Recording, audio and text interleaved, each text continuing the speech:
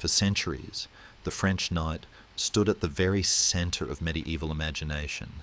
He was not merely a soldier, but a symbol. Wrapped in steel, mounted on a powerful horse, sworn to honour, faith and loyalty, the knight believed himself to be the highest expression of civilized warfare. In France, more than anywhere else in Europe, chivalry was not just a code, it was an identity. And it was precisely that identity that led so many of them to their deaths. The tragedy of the French knights was not that they lacked courage, they had courage in excess. What they lacked was flexibility. They fought wars as if history itself owed them victory, as if bravery and noble birth could bend reality. But the battlefield doesn't care about honour, it only responds to adaptation. Chivalry began as a practical system. In an age of small armies and personal combat, rules of conduct made sense. Knights were trained from childhood to fight one-on-one, to respect rank, to seek ransom rather than slaughter. War, in theory, was a controlled contest between elites. Violence was ritualized, restrained, and predictable. But as centuries passed, chivalry hardened into dogma. French knights were taught that retreat was shameful, that dismounting was beneath them, and that death was preferable to dishonour. Armour grew heavier. Horses became symbols of status rather than tools of mobility. The knight no longer fought to win efficiently, he fought to perform his role. This was the first fatal mistake. By the late Middle Ages, warfare had changed. Battles were no longer decided by individual valour, but by coordination, terrain, and endurance. Infantry mattered, missile weapons mattered, discipline mattered. Yet French knights continued to charge as their ancestors had, convinced that sheer impact would shatter any opposition. They believed shock was destiny, but shock fails when the enemy does not break. French knights rode into battle burdened by more than steel. They carried the weight of expectation, of ancestors, of lineage, of reputation. Each charge was not just a military action, but a public performance. To hesitate was to betray centuries of tradition. Meanwhile, their enemies learned something the knights refused to accept. Survival mattered more than spectacle. Knights also suffered from the illusion of invincibility. Armour protected them well against swords and lances, but it did nothing against exhaustion, mud, fear, and relentless missile fire. Heavily armoured men who fell were often unable to rise. Horses panicked. Lines collapsed. Once chaos began, the knight's greatest strength, his weight and armour, became his prison. Chivalry never prepared them for this. Another problem lay in command. French armies were filled with nobles who outranked one another socially but not strategically. Authority was fragmented. Decisions were delayed or ignored. Individual knights acted independently, seeking glory rather than coordination. Victory was supposed to emerge from collective bravery, not planning. It rarely did.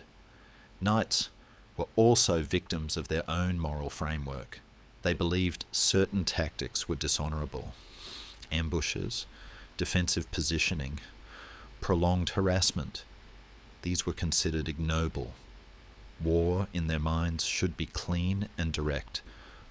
Their enemies disagreed. While French knights sought decisive clashes, others sought attrition.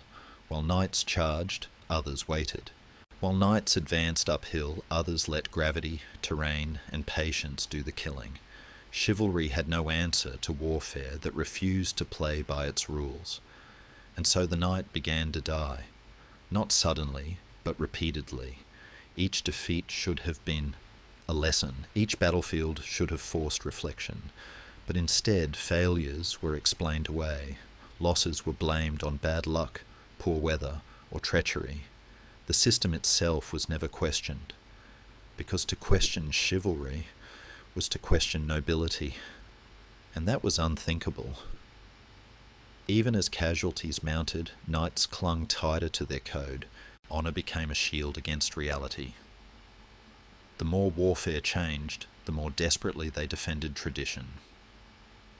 To adapt would have meant admitting that the old ways no longer worked, and that their social dominance was no longer justified. In the end, chivalry did not collapse because it was evil or foolish. It collapsed because it refused to evolve.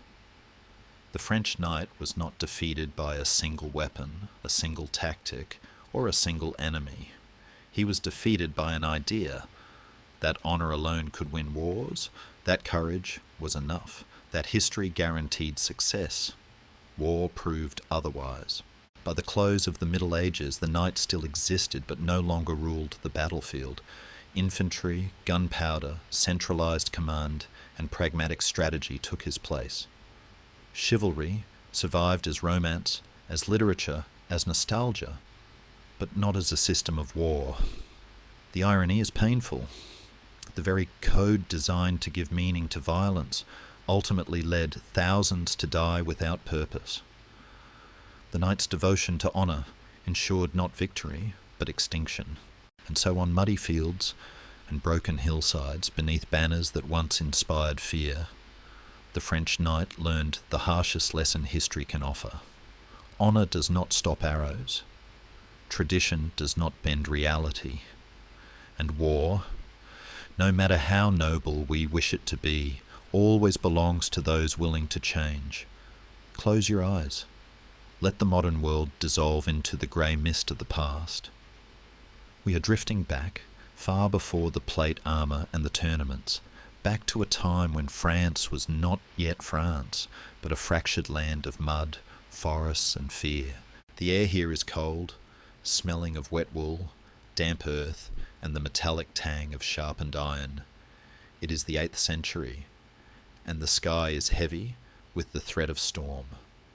Before you get comfortable, take a moment to like the video and subscribe, but only if you genuinely enjoy what I do here. Let me know your city and local time in the comments so we can see where everyone is listening from. We find ourselves standing in the damp grass near the city of Tours in the year 732. The man commanding the Frankish forces is Charles Martel, a leader whose nickname, the Hammer, suggests blunt force, yet his mind is sharp as a razor. He is watching a terrifying sight on the horizon. The Umayyad cavalry is approaching, fast, fluid, and devastating. At this moment, the Frankish warriors are not knights, they are infantry. They stand in a shield wall, a wall of ice as the chroniclers describe it, immobile and stoic. They win the day, but Charles Martel sees the future, and it frightens him. He realizes that a man on foot, no matter how brave, cannot chase the wind. To secure his borders, he needs speed. He needs shock. He needs the horse. But simply sitting on a horse is not enough. You see, without stability, a rider is just a passenger with a spear. If he strikes an enemy with full force, physics takes over. The blow that knocks the enemy down will also launch the rider backward off his own horse, which, while hilarious to watch, is generally fatal in battle. This brings us to a small piece of iron that changed the world, the stirrup. Historians still argue whether the arrival of the stirrup in Europe was the singular spark that created the knight, a theory famously championed by Lynn White Jr., or if it was a slower evolution. But the effect is undeniable. With feet planted firmly in iron loops, a rider becomes one with the beast. He is no longer just jabbing with a spear. He can tuck a lance under his arm and deliver the entire mass of the charging horse into a single point of impact. The stirrup turned the horse from a vehicle into a projectile, but this transformation comes with a staggering price tag. A warhorse is expensive, costing roughly the same as 4 distinct peasant families might earn in a lifetime. Armour is expensive, training is expensive. Charles Martel cannot simply draft farmers. He needs professional killers who have the leisure to train and the wealth to equip themselves. And so, the feudal exchange is born. It is a simple transaction. The leader gives land, and in return, the warrior gives mounted service. This is the seed of the French knight. He is created not out of romance, but out of logistical necessity. He is a piece of military technology, a biological tank designed to crush light infantry. As we watch these early Vasi pull themselves into their saddles, testing the weight of their lances, they have no concept of chivalry yet. They are rough men for a rough age. There are no ladies tying favours to their arms, no poets singing of their mercy. There is only the hammer, the horse, and the stirrup. The social order is shifting. The man on the horse is rising above the man in the mud, literally and metaphorically. The golden age of the cavalry charge has begun, but the soul of the knight, the code that will eventually trap him, has not yet been forged. For that, we must leave the battlefield and enter the sanctuary, where the church is watching this new violence with deep calculating eyes, wondering if these killers can be tamed. If the smoke from the battlefield of Tours clears, but the peace does not last, for peace in the Middle Ages is less a state of being and more a brief intermission between raids. As we drift forward into the 10th and 11th centuries, the strong central grip of Charlemagne's dynasty has withered. France is fracturing. The land is no longer ruled by a single great king, but by a patchwork of local strongmen. Look down at the landscape now. It is pockmarked with something new. The Motte and Bailey Castle. These are not the soaring stone palaces of Disney dreams, but rough, ugly wooden towers perched on artificial hills, surrounded by muddy ditches. Inside these wooden hives live the miles, the soldiers, the horsemen, the early knights.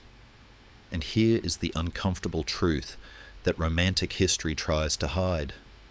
These men are not heroes. They are essentially armed gangsters in chainmail. Without a king to restrain them, they have turned their aggression against the only people available, the peasants. They extort, they loot, and they burn. The protector of the land has become its predator. The French countryside is trembling. The air is thick with the smoke of burning barns and the cries of the defenceless. It is a world of wolves. But in the quiet gloom of the monasteries, the only other power in France is watching, and it is terrified. The church realizes that it possesses no army. It cannot fight these ironclad thugs on their own terms. If you cannot destroy a monster, you must tame it. You must convince the wolf that he is actually a sheepdog. And so the church begins one of the most ambitious psychological engineering projects in human history, the invention of the Christian knight.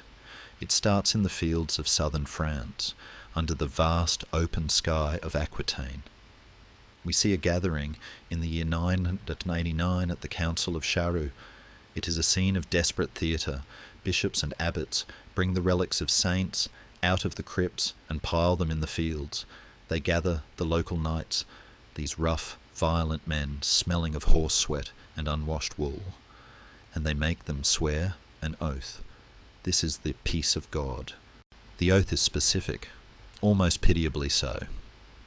The knights must promise not to attack clergy. They must not steal farm animals. They must not rob the poor. It is a low bar, essentially asking them to meet the minimum standards of decent human behaviour, but for a warrior class defined by unchecked force, it is revolutionary. The church is drawing a magic circle around the vulnerable and saying, "Here, your sword has no power." Slowly, the restriction tightens. The peace of God is followed by the truce of God. This is a fascinating attempt to ban violence based on the calendar. Fighting is forbidden on Sundays, then on Fridays, then during Lent and Advent. At its height, the truce of God theoretically leaves only about 80 days a year available for warfare, which, if you are a professional soldier, is a scheduling nightmare equivalent to working as a freelance lifeguard who is only allowed near the water in December. Historians still argue vehemently about how effective these bans actually were. The cynical view, championed by scholars like Dominique Barthélemy, suggests that the peace of God was mostly wishful thinking, and that the knights nodded along during the sermon only to ride out and burn a village the moment the bishop looked away. Yet something did change. The atmosphere shifted. The church began to seep into the rituals of knighthood itself. The dubbing ceremony, once a simple handover of weapons, here is your sword, try not to stab yourself, transforms into a sacrament. Watch the change in the lighting. We move from the bright, harsh sun of the training yard to the flickering candlelight of the chapel. The young aspiring knight is now required to bathe, a symbolic washing away of sins, which was likely also a great relief to everyone standing downwind of him. He is dressed in white.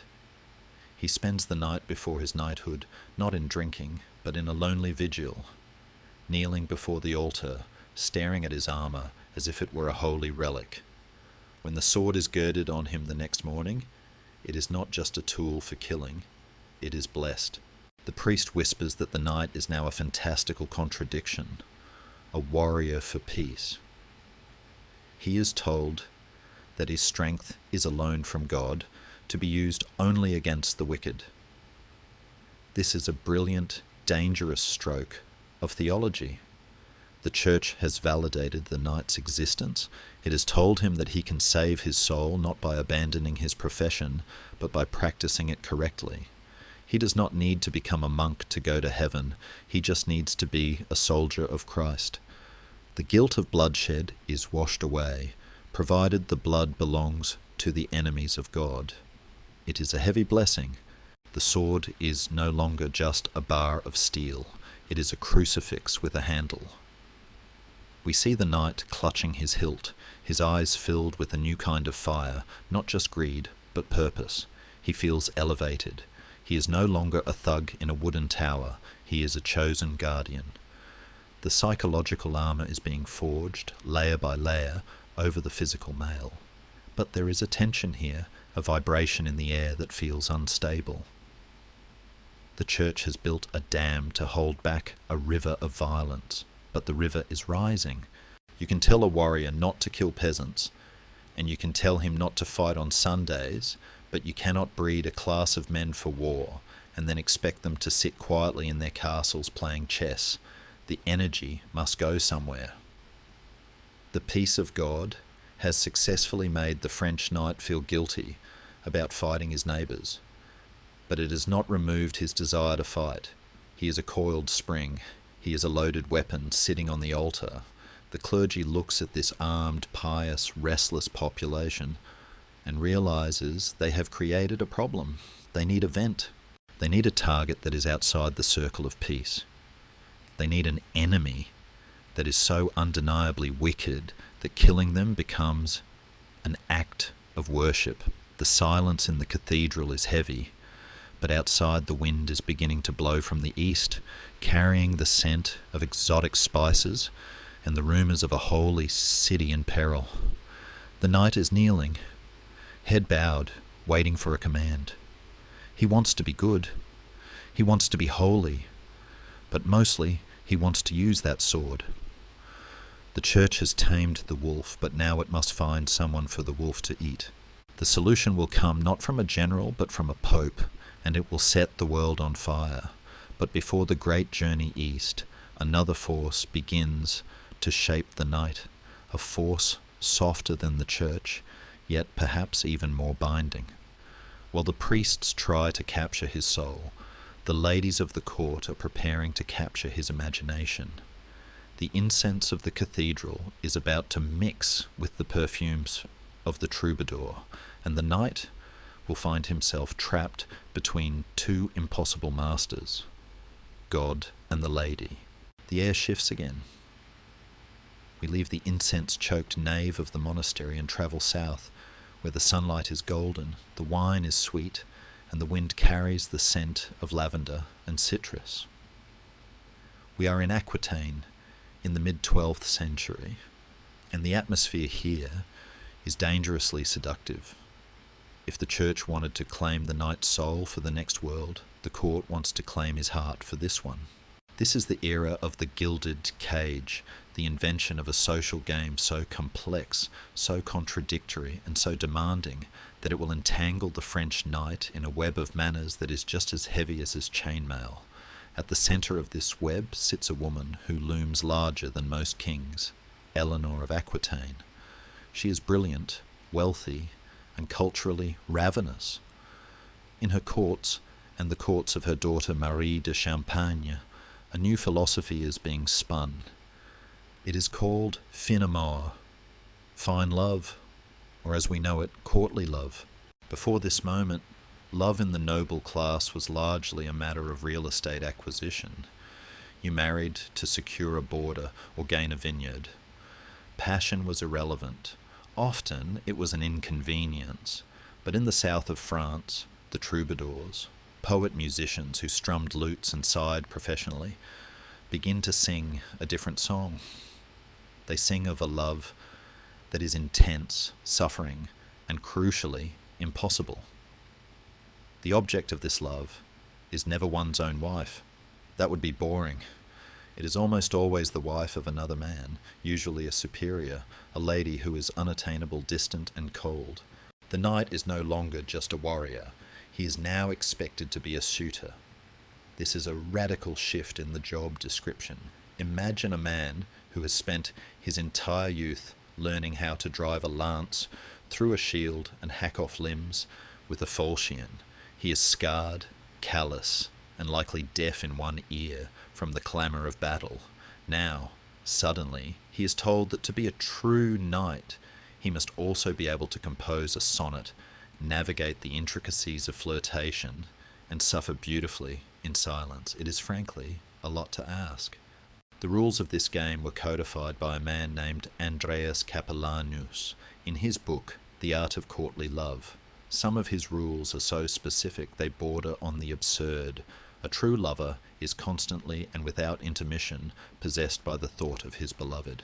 He whom the thought of love vexes eats and sleeps very little. A man in love is always apprehensive. It paints a picture of the French knight, not as a stoic hero, but as an anxious insomniac, neurotically obsessing over whether a lady looked at him or merely passed him. Historians still argue whether Capellanus was serious or if his book was actually a massive dry satire intended to mock the very nobles who read it. But serious or not, the aristocracy swallowed it whole. The cultural impact was profound. The knight began to view war not just as a duty to his lord, but as a way to impress his lady. This is where the danger creeps in. When you fight for a king, you fight as a unit. When you fight for a lady, you fight for attention. The battlefield becomes a stage for individuals showing off. A knight might tie a favour, a sleeve, a scarf, a ribbon given by his lady, to his lance or helmet. This is incredibly romantic in a ballad, but in reality, it is a bright, colourful flag telling the enemy exactly where to aim.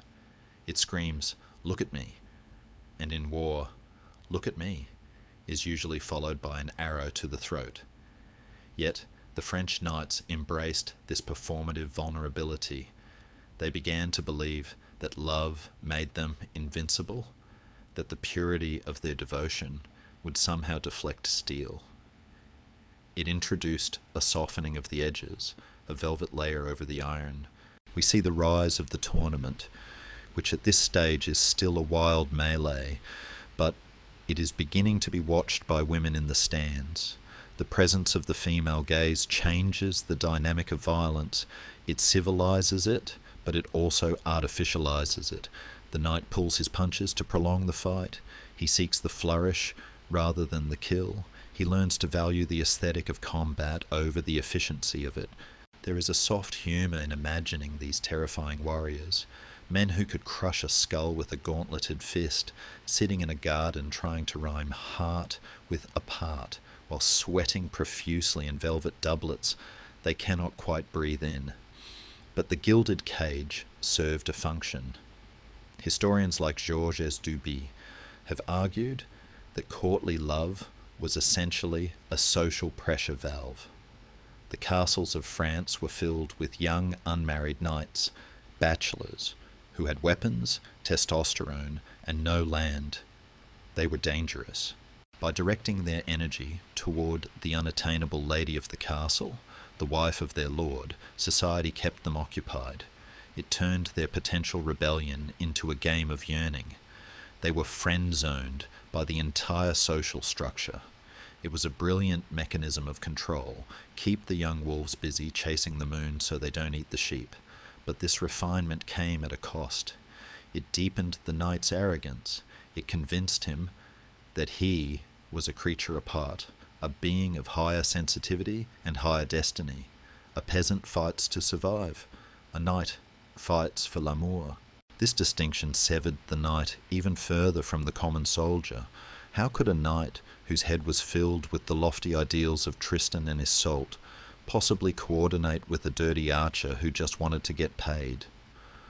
The class divide solidified into a tactical war. The knight began to view the battlefield through the lens of a romance novel. He expected dramatic duels, noble speeches, and honourable surrenders. He was writing a story in his head where he was the protagonist. But the world outside the Garden of Aquitaine was not a romance. It was about to become a horror story. As the 12th century winds on, the music of the troubadours begins to be drowned out by a louder, darker call. The church, not content with the peace of God, has finally found the external target it was looking for. The Pope is pointing east. The soldier of Christ and the lover of the lady are about to be fused into a single, complex figure, the Crusader. And as the French knights prepare to leave their vineyards for the arid dust of the Holy Land, they pack their armour, their prayers, and their ladies' ribbons, fully expecting that the Saracens will play by the same rules of chivalry they learned in the courts of love. They are tragically mistaken. The desert does not care about your sonnets, and it certainly does not care about your lady's favour. The gilded cage is about to be opened, and the bird inside is flying straight into a furnace. The dream of chivalry is hitting the road, and the road is paved with good intentions and terrible misunderstandings. What this passage quietly reveals is that courtly love was not simply a romantic invention. It was a discipline, as demanding and controlling as monastic life, only dressed in silk instead of sackcloth. Where monks learned to suppress desire through prayer, knights were taught to perform desire endlessly without resolution. In this way, Aquitaine mirrors other refined courts in history. The Heian aristocracy of Japan, for example, also transformed warriors into poets, measuring worth by sensitivity and aesthetic restraint. In both cases, elegance became a leash. This mattered because it reshaped violence itself. Once combat became something to be seen, not merely won, efficiency began to erode. Historians often praise this as civilizing, but one could argue it was also a dangerous illusion, turning war into theatre. Some scholars suggest courtly love empowered women symbolically. Others counter that it was a safe fantasy, carefully designed so no actual power ever changed hands. Yet the most fragile idea here is the knight's belief that inner virtue could protect him from external reality. It is a timeless mistake. We see echoes of it whenever ideology convinces people that sincerity alone is armour. So as you drift with this thought towards sleep, consider this gentle question. When admiration becomes performance, does it elevate the soul or quietly blind it? The soft lute music of Aquitaine fades, replaced by a sound that is harsher, more primal, the roar of a multitude. We are standing now in a field outside Clermont in central France, in the cold November air of 1095. A platform has been raised, and upon it stands Pope Urban II. He speaks, and his words ripple through the crowd like a fever. He tells the assembled nobility that their violence, which has endangered their souls for so long, finally has a purpose. He points east. He speaks of the holy sepulchre of Christian suffering, of a land flowing with milk and honey that is currently held by a foreign people. The response is instant and terrifying. Deus le volt. God wills it. This moment marks the beginning of the Crusades, and for the French knight it is the ultimate validation. He is no longer just a warrior or a lover, he is a pilgrim with a sword. It is worth noting that the First Crusade was overwhelmingly a French enterprise. Contemporary chroniclers often referred to the entire invading force simply as the Franks, regardless of where they actually came from. To the eyes of the East, Europe was France. But as these knights sew crosses onto their tunics and mortgage their estates to buy supplies, they are riding into a reality for which nothing in their training has prepared them. They are leaving the damp, cool forests of Europe for the furnace of the Levant. Imagine, if you will, the logistical absurdity of the French knight in the desert. He is dressed for a climate where rain is constant and the sun is a rare, polite visitor. He wears a padded gambeson, over which sits a heavy hauberk of riveted chainmail, topped with a helmet that essentially functions as a steel oven for the head.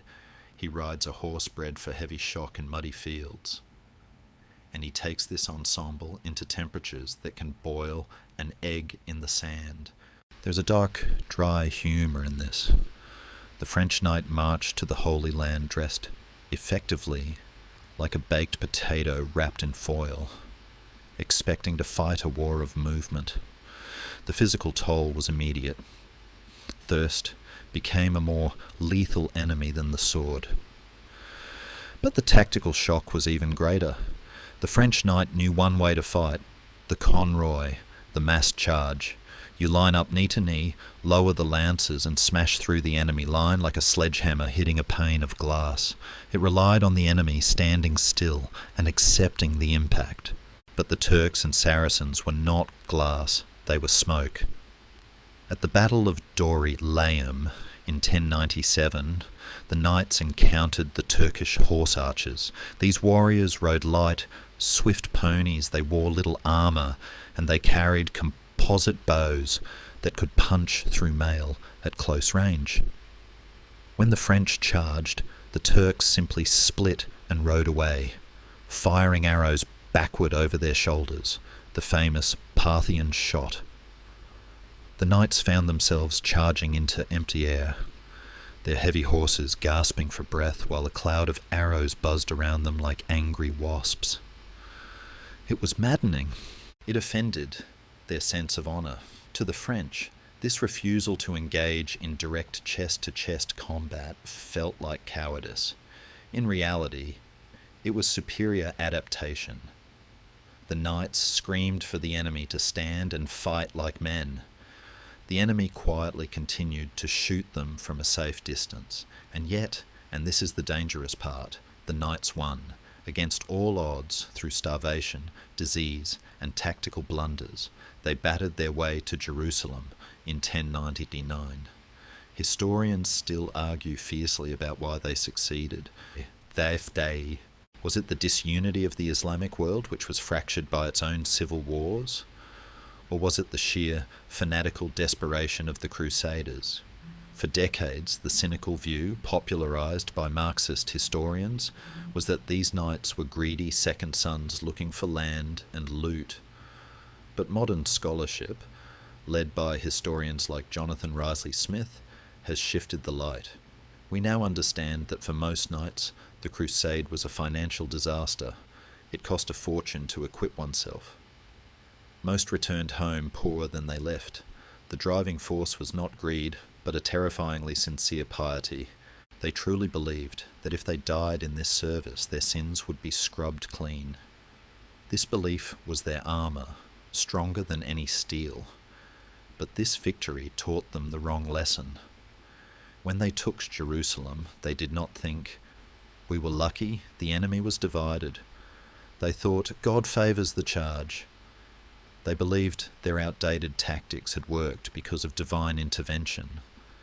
This confirmation bias locked them even tighter into their rigid ways. They concluded that faith and ferocity could overcome geography and climate. They established the Crusader states, Outremer, and tried to transplant the feudal system of France directly onto the sands of Syria.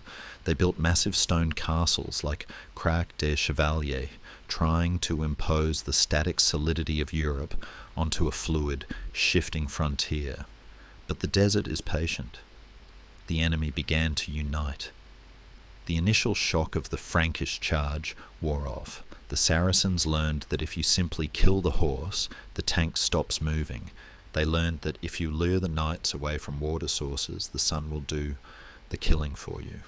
We see the tragic foreshadowing of this in the later disasters, particularly at the Horns of Hattin in 1187, where the chivalric army, dehydrated and surrounded, was annihilated not by superior strength, but by heat and thirst. The king of Jerusalem was captured in a tent, his lips cracked, gasping for a cup of water offered by Saladin himself. It was the ultimate triumph of environment over equipment. Yet amidst this clash of civilizations, the French knight began to change again. He realized that the temporary zeal of the pilgrim was not enough to hold this land. A volunteer army that goes home after the fighting is done cannot build an empire. The Holy Land required a permanent garrison. It required men who were not just knights for a season, but knights for eternity. Men who would give up everything, women, land, name and freedom, to become living stones in the wall of Christendom. And so from the dust of Jerusalem, a strange new hybrid emerges, a monster of efficiency. He is the monk who kills, the poor fellow soldiers of Christ and of the Temple of Solomon, the Templars. As the sun sets red over the Judean hills, casting long shadows across the sand, we see two knights riding on a single horse, the early seal of their order, a symbol of poverty and brotherhood. They're about to introduce a level of discipline that the chaotic feudal lords of France could never dream of. The romantic amateur is about to be replaced by the professional fanatic, and the story of knighthood will take a turn from the poetic to the austere. In the Cathedral of Troyes, the air is cold and smells of damp stone and old parchment. It is January 1129, and the mood is one of intense intellectual construction. Here, under the high vaulted ceilings, a Cistercian abbot named Bernard of Clairvaux is performing a feat of theological gymnastics that will change the face of warfare forever. He is drafting a document, the De Laude Novae Militia, in praise of the new knighthood. Bernard is a man of terrifying intellect and fierce purity, and he has looked at the chaotic, sinful violence of the secular French knight and found it wanting. He proposes a solution that seems, at first glance, like a violation of nature, the monk who kills. Thus the Knights Templar are truly born, not just as a ragtag band of road guards in Jerusalem, but as an official order of the Church, sanctioned by the Pope, and armed with a rule book that is stricter than any drill sergeant's manual. This is the moment the French knight stops being a hero of romance and starts becoming a machine of war. The poor fellow soldiers of Christ are a paradox wrapped in a white mantle. They take vows of poverty, chastity, and obedience, yet their job is to ride the most expensive horses in the world and slaughter the enemies of the faith. To square this circle, Bernard invents a chilling concept, malicide. He argues that when a Templar kills an infidel, he is not committing homicide, the killing of a man, but malicide, the killing of evil itself. It is a terrifying abstraction.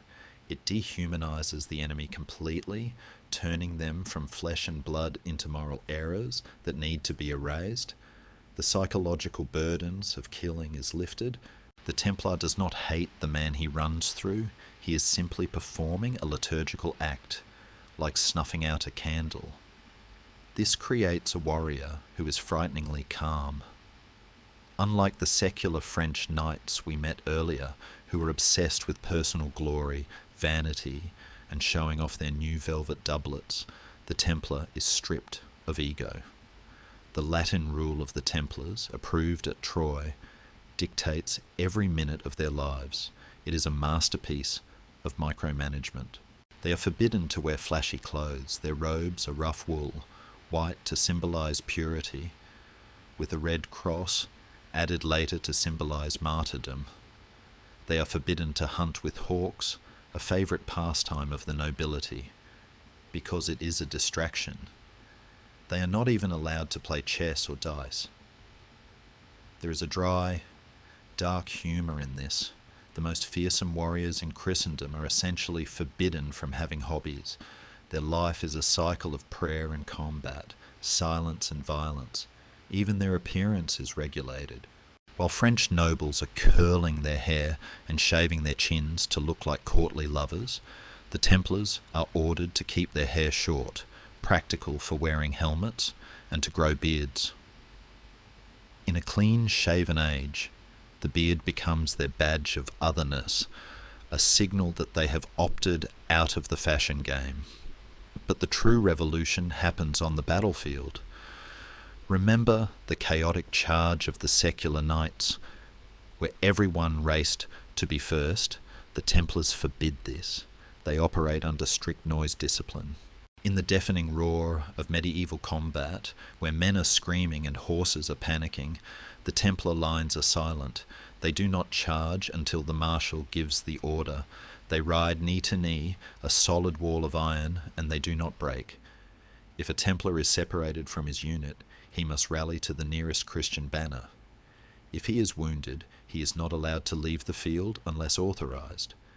And, most famously, they are forbidden to retreat unless the odds are greater than 3-1. This discipline makes them the special forces of the Crusades. They are the backbone of the army, usually placed at the vanguard to break the enemy, or at the rearguard to protect the retreat. Secular knights, who often viewed war as a sport, looked at the Templars with a mix of awe and resentment. Here were men who fought without passion, without fear, and without any desire for ransom. They were terrifyingly efficient. But the Templars were not just innovators in violence, they were innovators in finance, and here we find the seed of their eventual destruction. Because a Templar owns nothing personally, he can be trusted with everything. A noble travelling to the Holy Land does not want to carry a chest of gold through robber-infested forests, so he drops his gold off at the temple in Paris, receives a coded piece of parchment, travels to Jerusalem, presents the parchment to the temple there, and withdraws his funds. The Templars invented the traveller's cheque and the concept of international credit banking. They became incredibly, staggeringly wealthy. They owned 9,000 manors across Europe. They possessed their own fleet of ships. They were exempt from taxes and answered only to the Pope. They became a state within a state. This wealth created a dangerous dynamic. The French knight, struggling to maintain his expensive armour and horses on the shrinking income of a small estate, looked at the Templar, who had vowed poverty, yet lived in a massive fortress and managed the treasury of kings, and felt a deep, gnawing envy. The poor knights were now the bankers of the world. Historians have long debated the true nature of the Templar downfall. Was it their secrecy that doomed them, or simply the greed of a debt-ridden king? But in the 12th and 13th centuries, that fall is still far away. For now, the Templar stands as the pinnacle of the French military ideal, purified of its human weaknesses. He is the monk in iron, a figure who proves that discipline is stronger than individual bravery. He is the ultimate rejection of the courtly love culture we saw in Aquitaine. He does not fight for a lady, He fights for an abstraction. He does not want a favour tied to his lance. He wants a martyr's crown. Yet there is a sadness in this perfection.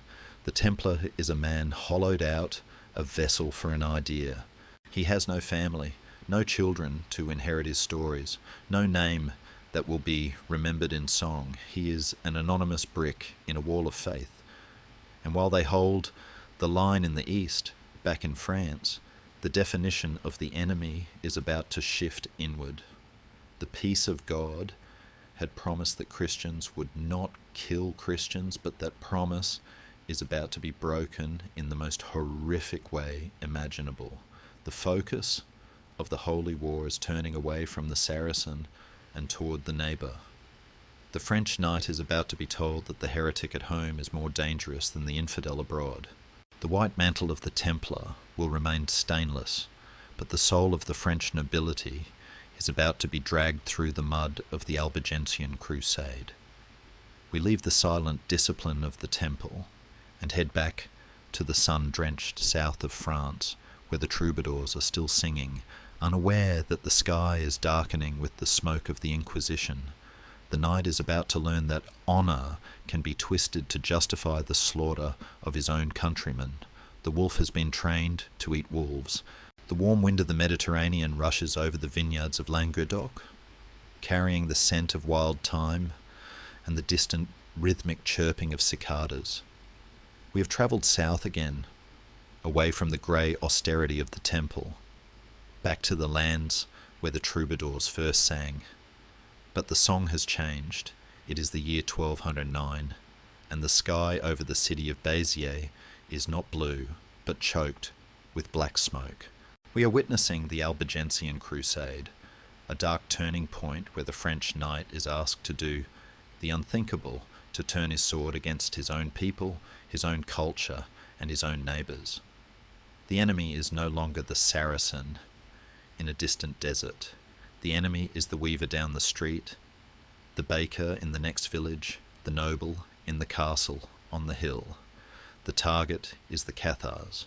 The Cathars are a strange, fascinating group, calling themselves bons hommes, or good men, who believe that the material world is the creation of the devil, and that the spiritual world alone is the realm of God.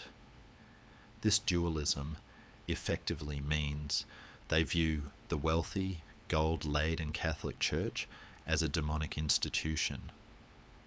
Pope Innocent III, a man who does not take criticism lightly, decides that this spiritual rebellion is an infection that must be cauterized. He declares a crusade. But this is a new kind of holy war, new kind of holy.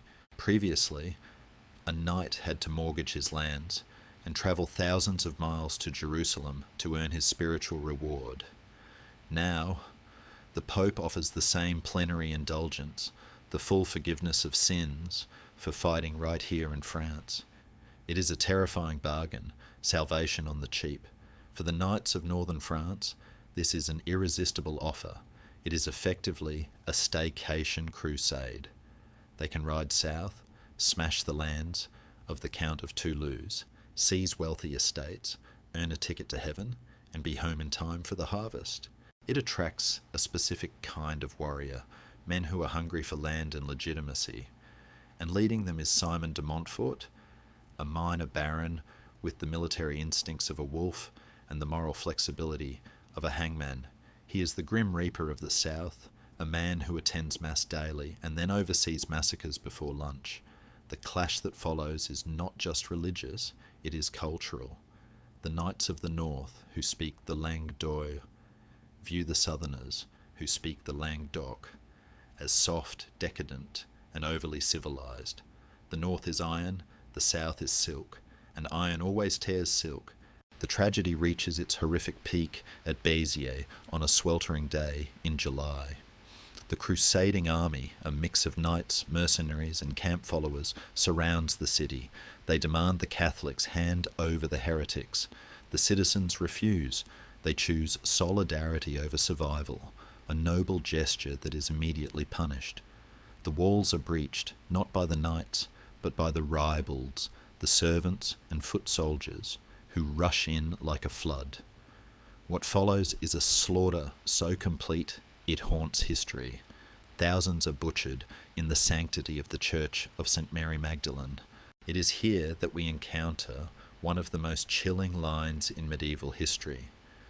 When asked how the soldiers should distinguish the Catholic faithful from the Cathar heretics in the chaos, the papal legate, Arnaud Amalric, is said to have replied, "Cadite eos, novit enim dominus, qui sunt eius."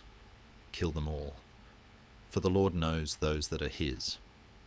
Historians still argue whether Amalric actually said these precise words.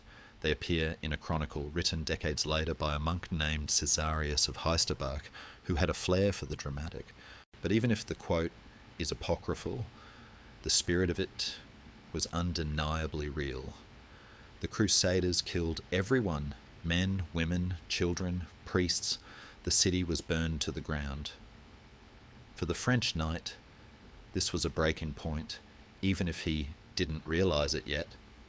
Chivalry was supposed to be about protecting the weak. It was supposed to be about honourable combat between equals, but at Béziers, and later at Carcassonne and Minerve, the knight became a butcher. The code of courtesy that had been invented in these very lands was trampled into the blood-soaked mud by northern warhorses. The peace of God was dead. The Pope himself had signed the death warrant. The tactical shift here is subtle but poisonous. The knights learned that total war was effective. They learned that terror was a faster weapon than a siege engine.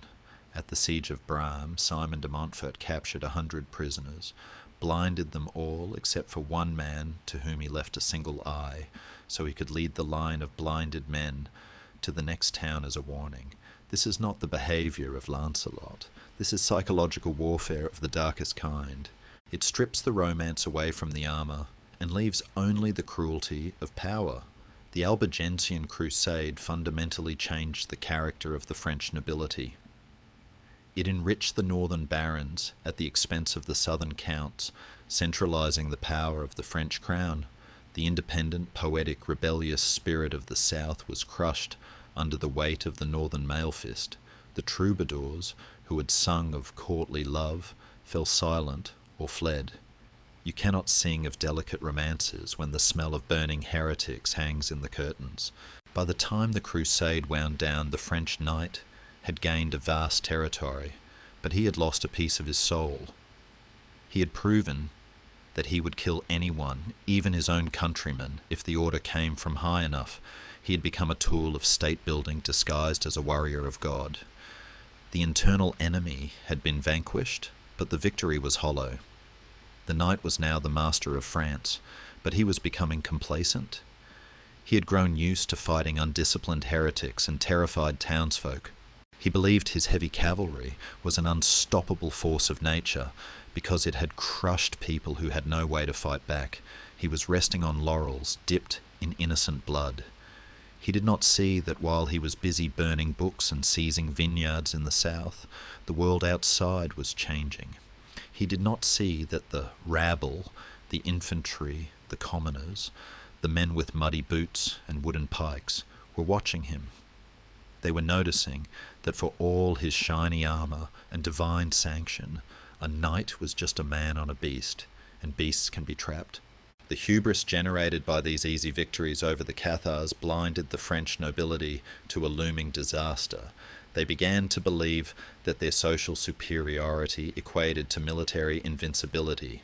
They thought a peasant with a stick was a joke. They were about to find out, in the muddy ditches of Flanders, that a sharp stick in the right place can bring down a king. The golden sun of the south is setting, and the cold, grey fog of the north is rolling in. The heretic's fire has burned out, but a new kind of fire is waiting. Not of faith, but of fury. The golden spurs are about to lose their lustre in a ditch filled with muddy water and angry guildsmen. The warm scent of thyme and lavender fades into memory, replaced by the heavy, pungent smell of wet wool, stagnant water, and the metallic tang of an industrial loom. We have travelled north, far from the sun-drenched romance of Aquitaine, to the flat, grey fields of Flanders. It is July 11th, 1302, and the ground beneath our feet is spongy and treacherous. This is a landscape defined not by castles, but by canals, not by vineyards, but by workshops. We are standing outside the town of Kortrijk, or Courtrai, as the French call it, and the air is thick with a tension that feels different from the religious fervour of the Crusades. This is not a war for God. This is a war for money, for wool, and for pride. The French knighthood is here in all its glittering glory, led by the dashing Robert of Artois. He is the quintessential French noble, brave, exquisitely dressed, and breathtakingly arrogant. He looks across the field at the enemy and laughs, and honestly, from his perspective, it looks like a joke. The army opposing him is not a host of knights. It is a mob of guildsmen. There are weavers, fullers, shearers, men with calloused hands who spend their days hunched over looms, not training in the lists. They are commoners. In the eyes of the French knight, these are not soldiers. They are livestock that have forgotten their place. But Robert of Artois fails to notice two things. First, the terrain. The field of Groeninge is a deceptive grid of marshy brooks and muddy ditches, a nightmare for heavy cavalry that relies on speed and footing. Second, he fails to notice what the weavers are holding. It is a weapon of terrifying simplicity called the Goedendag. In the local dialect, this means good day.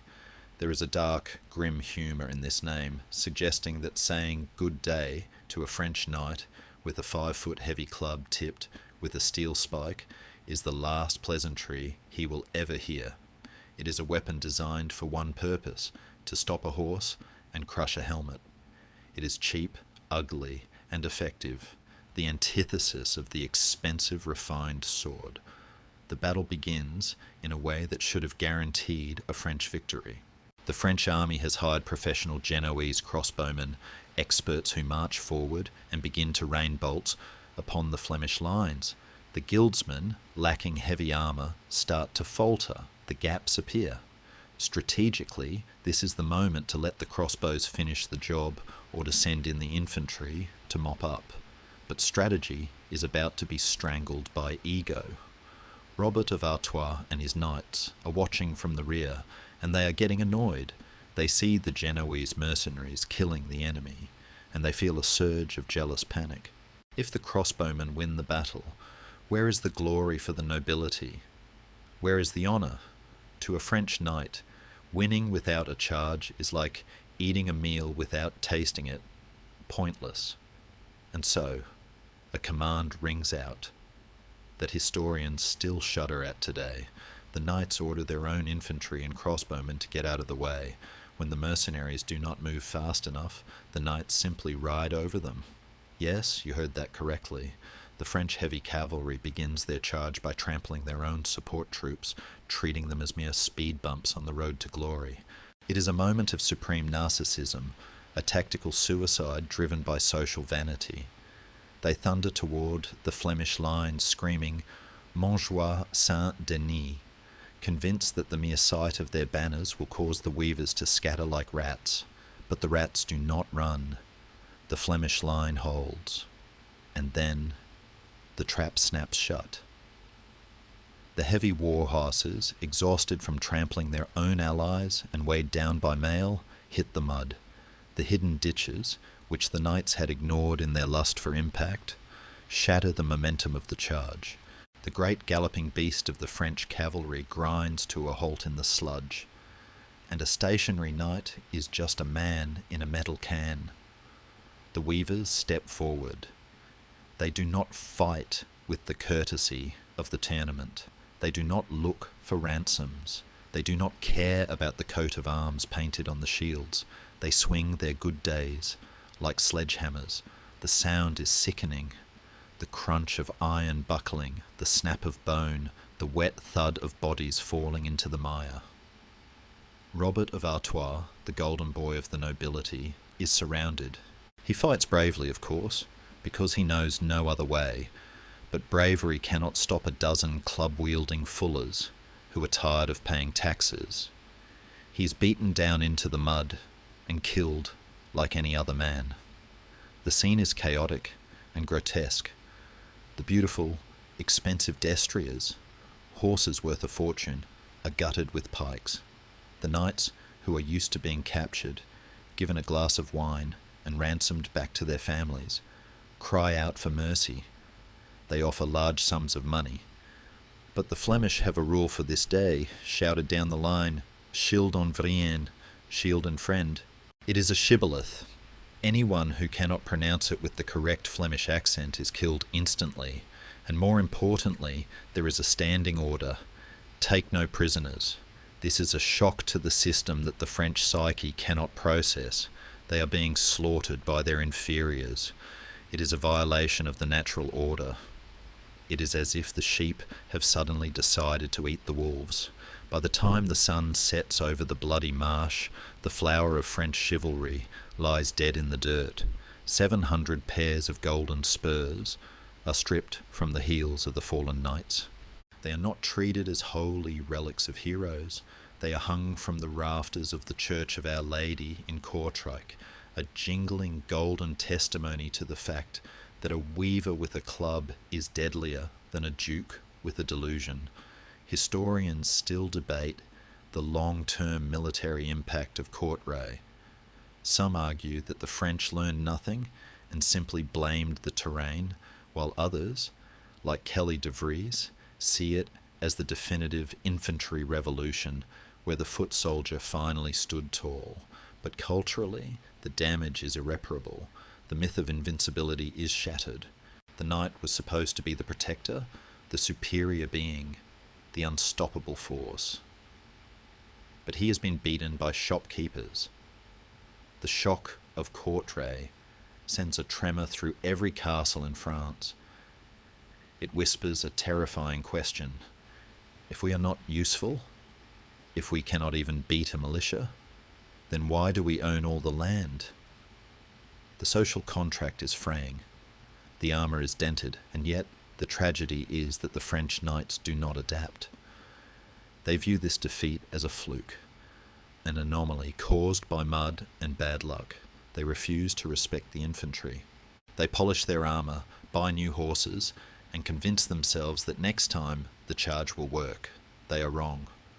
The skies to the west are darkening, not with rain, but with a new threat that makes the Flemish clubs look primitive.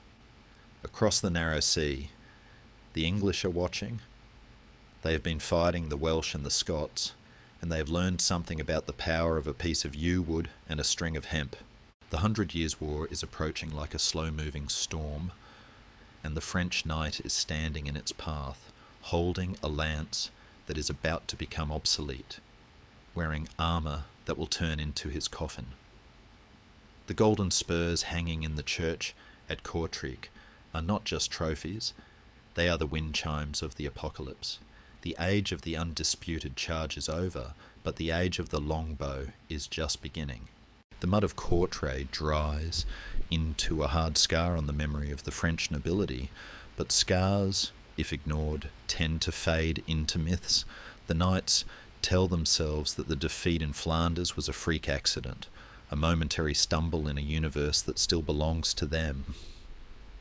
But while they are busy polishing their tarnished pride, the wind shifts in the north, blowing cold across the English Channel. It brings with it a silence that is more terrifying than the roar of battle, the silence of a dynasty ending. For over 300 years, the Capetian kings of France had pulled off a biological miracle. Father to son, an unbroken chain of male heirs that stabilised the realm. But in 1328, the miracle runs out. Charles IV dies without a son. The throne is empty. And standing across the water, looking very interested, is his nephew, Edward III of England. By blood, Edward has the strongest claim. But the French nobility looks at him and sees only a nightmare, an Englishman on the throne of Charlemagne. It is unthinkable. So, they do what politicians have done since the dawn of time. They call the lawyers. In a dusty archive they discover, or perhaps conveniently reinterpret, an ancient Frankish code known as the Salic Law. It states that a woman cannot inherit the throne, nor can she pass the claim to her son. It is a legal fiction, a dusty shield raised to block a foreign king. Historians have long noted the cynicism of this moment. The Salic Law had been largely ignored for centuries, until it suddenly became the most important document in Paris. The crown is given instead to Philip of Valois, a man who fits the part of a king perfectly. He is tall, chivalrous, and utterly obsessed with the old ways. He loves tournaments. He loves pageantry. He loves the idea of war. Unfortunately for him, he is about to meet a man who loves the reality of war. The conflict that erupts since 1337, what we now call the 100 Years' War, is not just a dispute over a crown. It is a collision of two different times. France is fighting in the 12th century. England is fighting in the 14th. The French army is a feudal gathering, a collection of individual heroes looking for a stage. The English army, however, has been hardened by brutal wars in the rough hills of Scotland. They have learned that a heavy charge is useless against a hedgehog of spears, and they have brought with them a weapon that will define the next century of slaughter, the longbow. We must pause to look at this piece of wood, for it is the antagonist of our story. It is a simple stave of yew, roughly the height of a man. It looks primitive compared to the complex mechanical crossbows favoured by the French, but the longbow is not a machine, it is an extension of the body. To draw a war bow requires a force of over 100 pounds. It takes years to master. Skeletal remains of archers from this period show enlarged left arms, thickened shoulders, and spinal deformities. These men were warped by their weapon. They were not peasants picked up from the field yesterday. They were professional athletes of death. And unlike the crossbow, which takes a long time to reload, a skilled longbowman can put 6 arrows in the air before the first one hits the ground. It is the machine gun of the Middle Ages, but the French knights do not fear it. They despise it. To them, killing from a distance is cowardly. It is cheating. A knight believes in shock, the visceral, honourable impact of body against body. An arrow is an insult. It is a buzzing fly that dares to sting a lion. This arrogance is put to the test in 1350, not on land, but at sea, in the Battle of Sluys. And here we see the fatal rigidity of the French mind on full display. The French fleet is massive, a floating fortress intended to stop Edward's invasion. But the French commanders, thinking like knights rather than sailors, decide to chain their ships together in the harbour. They create a wooden platform, effectively turning a naval battle into a land battle on water. They want a melee. They want to cross swords. Edward III looks at this floating parking lot of ships and can barely believe his luck. He does not board them. He manoeuvres his ships to windward, letting the sun blind the French, and then he unleashes the archers. The result is not a battle. It is an execution. The French, trapped on their chained decks, unable to manoeuvre, are pinned down by a hail of arrows. They cannot close the distance. They are slaughtered where they stand, or leap into the water to drown in their heavy armour. The chroniclers say the fish drank so much French blood that if they could speak, they would speak French. It is a catastrophe. But the lesson, that mobility and range defeat static strength, is ignored. Philip VI blames the admiral, not the tactic.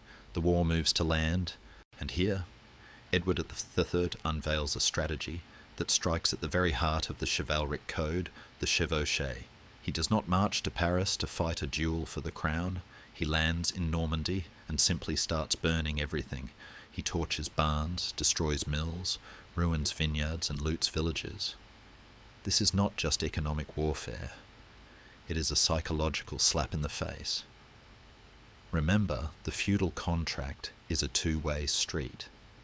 The peasant feeds the knight, and the knight protects the peasant.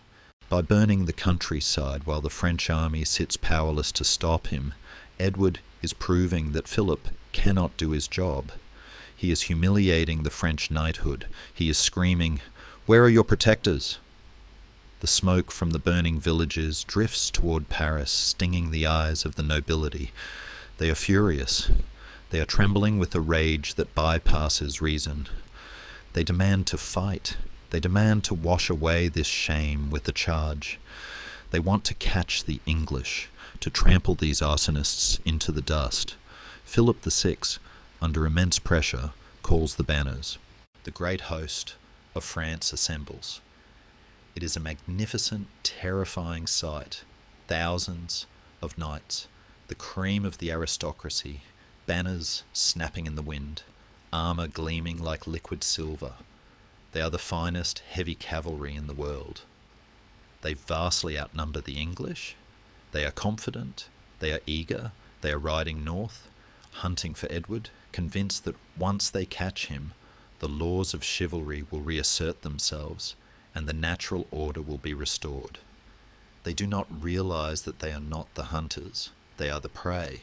Edward is not running away. He is leading them to a killing ground of his own choosing. He is looking for a hill. He is looking for a slope. He is looking for a place called Crécy. And as the French knights ride hard, pushing their horses, jostling for position, arguing over who will get the honour of the first strike, they are riding straight out of the age of romance and into the abattoir. The sky turns a bruised purple, and the air grows heavy with the promise of a storm.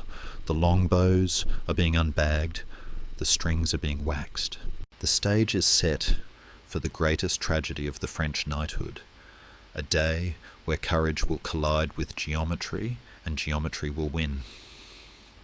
The cloud from the north has arrived, and it is about to rain steel. The sky over the undulating fields of Crécy-en-Ponthieu is the colour of a fresh bruise, a swirling mix of purple and angry black. It is late afternoon on August 26, 1346, and the air is heavy with static electricity. A summer storm is breaking, lashing the ground with a sudden, violent downpour that turns the dust of the road into slick, treacherous grease. But the storm in the heavens is nothing compared to the chaos on the ground. The French army has arrived, and it is a magnificent disaster. They have marched hard, fueled by the smoke of their own burning villages, desperate to catch the English arsonists. The column is miles long, a disorganized river of steel and silk. King Philip VI, to his credit, sees the danger. He looks at the English position. They are deployed on a ridge, rested, fed, and waiting. He looks at the sun, which is sinking low in the west, threatening to shine directly into the eyes of his men. He looks at the mud. He gives the sensible order. Halt, we camp here. We fight tomorrow. It is the right decision. It is the rational decision. But in the army of France, reason is outranked by pride.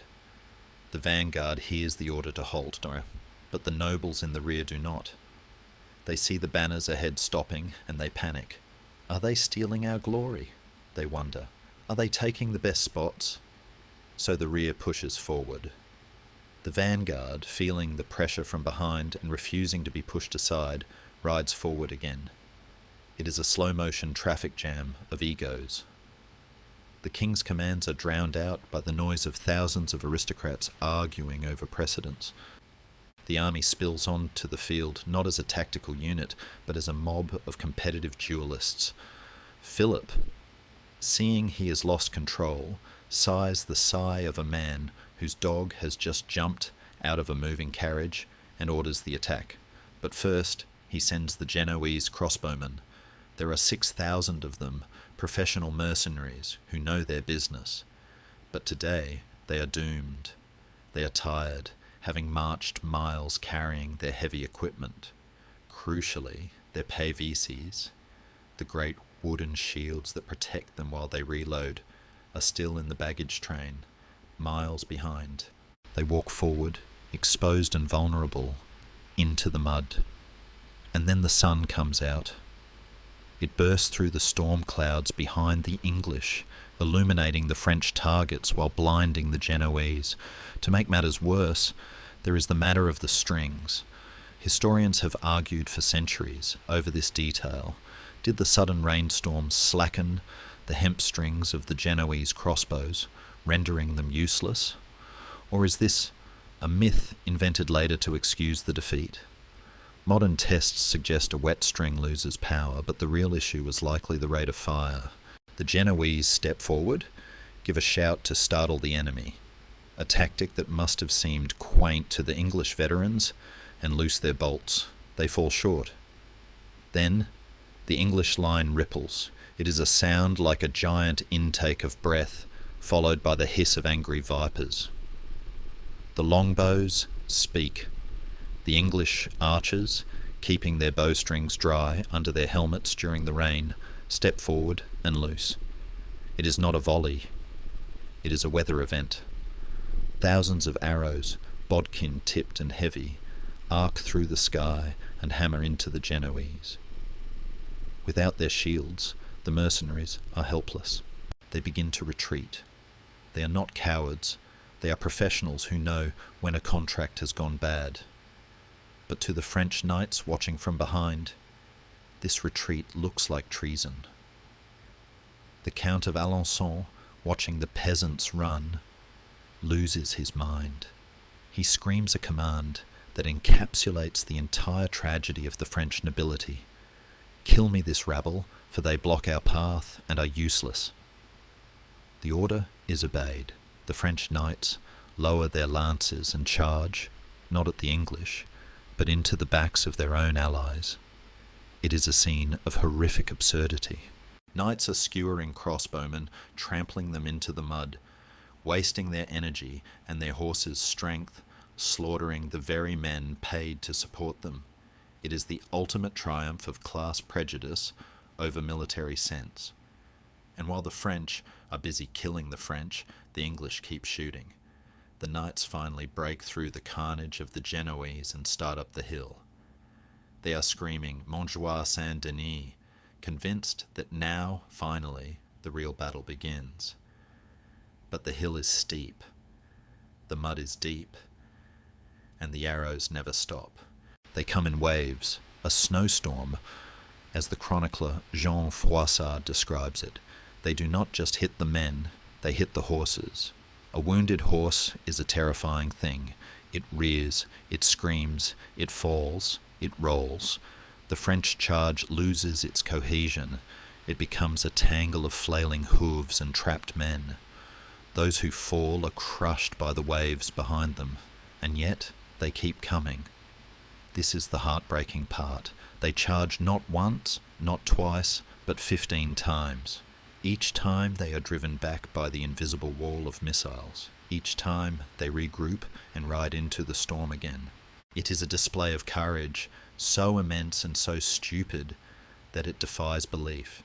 Amidst the slaughter, there is a vignette of such tragic romance that it feels like fiction. John of Bohemia, the blind king, is fighting on the French side. He hears the chaos. He cannot see the arrows, but he can hear his friends dying. He turns to his knights and says, "Lead me so far forward that I may strike one blow." His knights, knowing this is suicide, but bound by the same terrible code, tie their horses' reins to his, creating a chain of doomed men. They ride into the dark together. They are found the next day, all dead, their horses still tied together, a knot of loyalty in a field of waste. This is the essence of the French knight, beautiful, loyal, brave, and utterly disconnected from the reality of survival. By the time night falls, the flower of French nobility lies in a heap at the foot of the ridge. Philip VI, wounded in the face by an arrow and with his horse killed under him, is dragged away from the field by a few surviving retainers. He rides into the darkness, finding refuge at a small castle where he bangs on the gate and cries, "Open, it is the fortune of France." It is a dramatic line, but the fortune of France is lying dead in the mud of Crécy. The English have barely moved. They have won a crushing victory against the greatest army in Europe, and many of them have not even drawn a sword. They simply stood their ground and let the French destroy themselves against the physics of the longbow.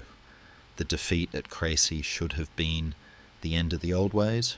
It was a screaming, bloody message that the mounted charge was no longer the supreme weapon of war.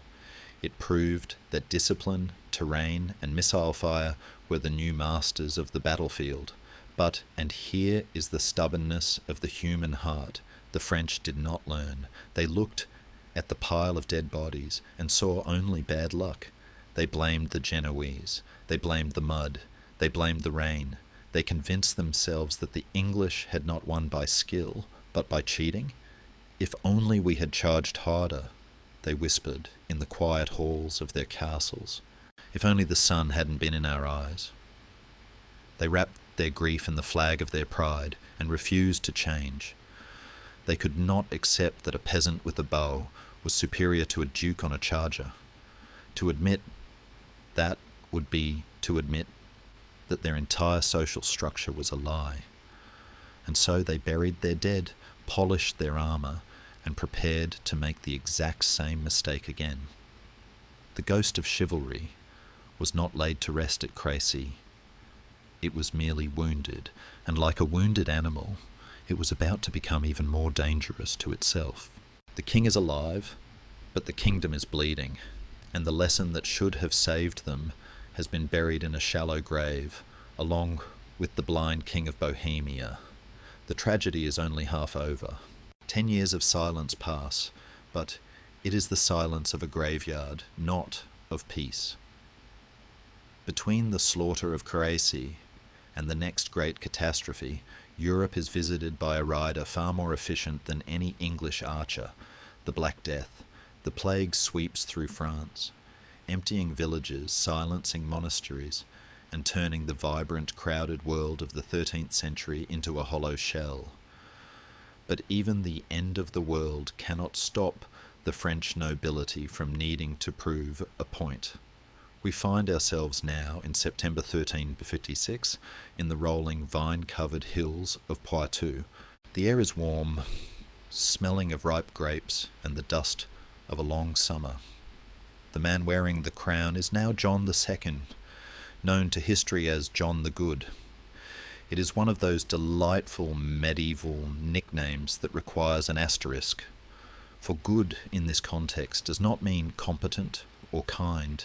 It means brave and generous to his friends. As a king, he is a disaster. As a knight, he is the genuine article, and that is precisely the problem. He is obsessed with erasing the shame of his father's defeat at Crécy. He needs a victory. He needs a spectacle. And fate, with its cruel sense of humour, hands him the perfect opportunity.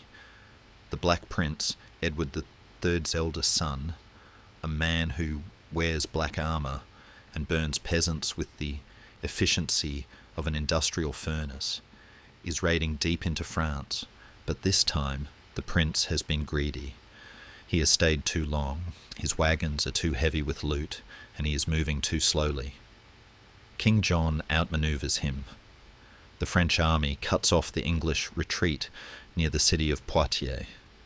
The English are trapped. They are outnumbered, they are starving, and they are terrified. This is the moment where a rational general wins the war without unsheathing a sword. All John has to do is wait. If he sits on the road and eats a sandwich, the English will have to surrender or starve. The Black Prince knows this. He is so desperate that he sends a cardinal to negotiate. He offers to return all the loot, release all prisoners, and sign a 7-year truce. It is a total capitulation. But King John refuses. He does not want a truce. He wants a fight. He wants to capture the Black Prince in open combat to prove that French chivalry is still the apex predator of Europe. He demands an unconditional surrender. The prince refuses. The battle is on. And here, we see the French attempt to learn from history, only to learn the exact wrong lesson. They remember Crécy. They remember the screaming horses, the chaos of the charge falling apart under arrow fire. So the French commanders hold a war council and come up with a radical solution. If the horses are the problem, let us get rid of the horses. They order the knights to dismount. It is a decision of stunning, well-intentioned stupidity. They take the finest heavy cavalry in the world, men trained from birth to fight from a saddle, and turn them into the world's heaviest, clumsiest infantry. Imagine, if you will, the physics of this decision.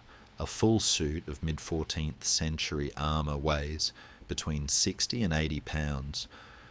It is designed for a man sitting on a horse, where the weight is supported by the saddle. It is not designed for hiking. To make matters worse, the battlefield is not a flat parade ground. It is a vineyard. It is a maze of tangled vines, soft earth, and hedgerows. So, on the morning of September 19th, the flower of French nobility cuts its lances down to 5 feet, making them into awkward spears, and begins to waddle uphill through the mud and grapes.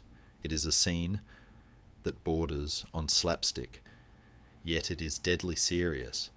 The English archers, perched safely behind a hedge, watch this slow-moving wall of steel with disbelief. They start shooting.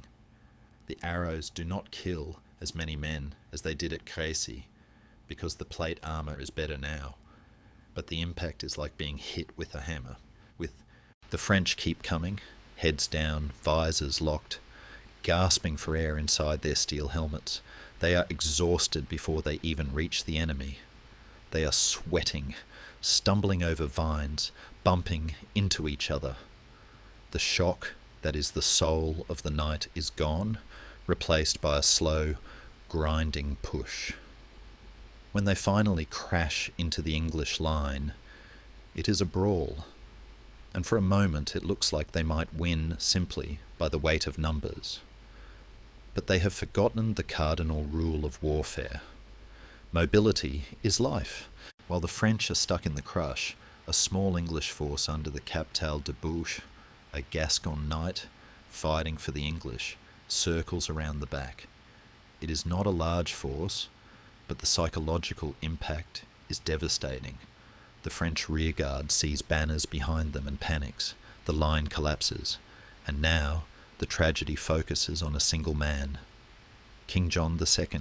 He sees his army crumbling. He sees his nobles fleeing, those who could find their horses anyway. He could run. He should run. If the king escapes, the state survives. But John is a good knight. He believes that flight is dishonourable. He believes that a king must stand and fight.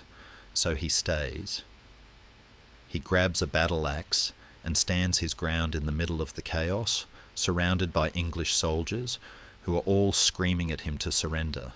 Beside him stands his youngest son, Philip, who is only 14 years old. The boy does not fight. He acts as his father's eyes. It is one of the most poignant, intimate moments in medieval history, preserved in the amber of legend. As the English hack at the king from all sides, the boy cries out, "Father, guard to the right. Father, guard to the left." The king swings his axe, smashing skulls, fighting with the desperation of a man who knows he has doomed his country, but is determined to save his own honour. He is magnificent, he is heroic, and he is an absolute catastrophe for France. Finally overwhelmed, he surrenders to a French exile fighting for the English. He takes off his glove and hands it over. The fighting stops. The silence returns. But the cost of this heroic stand is immediately apparent. The King of France is a prisoner. In the feudal system, the king is the state. By capturing him, the English have essentially kidnapped the government. The ransom set for King John is astronomical, 3 million gold crowns, roughly equal to the entire government revenue of France for several years. The chivalric code, which dictates that a noble prisoner must be treated well and ransomed, has just placed a mortgage on the entire nation. The French peasants will bleed for decades to pay for their king's refusal to accept a truce. The Battle of Poitiers was the death knell of the idea that honour wins wars. John did everything the code required. He was brave, he led from the front, he refused to retreat, and because of that, he broke his kingdom. The irony is so sharp it cuts. If he had been a coward, if he had run away to fight another day, France would have been saved. But he was a knight first and a king second. As he is led away to a comfortable captivity in London, where he will be feasted and treated like a celebrity guest, the leaderless kingdoms he leaves behind descends into anarchy. The wolves are no longer at the door, they are inside the house. The mercenaries, unpaid and unemployed after the battle, turn into free companies, roving gangs that pillage the countryside. And the peasants, watching their lords fail them again and again, are starting to whisper. They look at the castles that were supposed to protect them, and they see only prisons. They look at the knights who were supposed to be lions, and they see sheep in wolves' clothing. The tension is building, hot and pressurized, like steam in a sealed pot.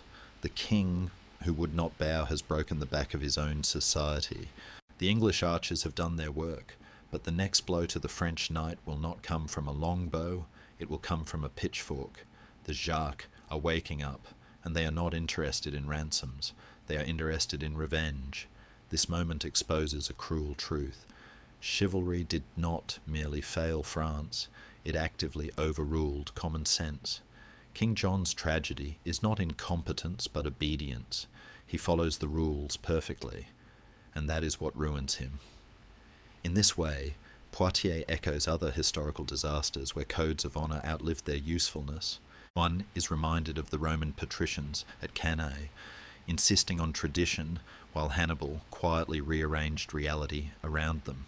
In both cases, the past was treated as a shield instead of a memory. What matters here is that the system left no graceful exit.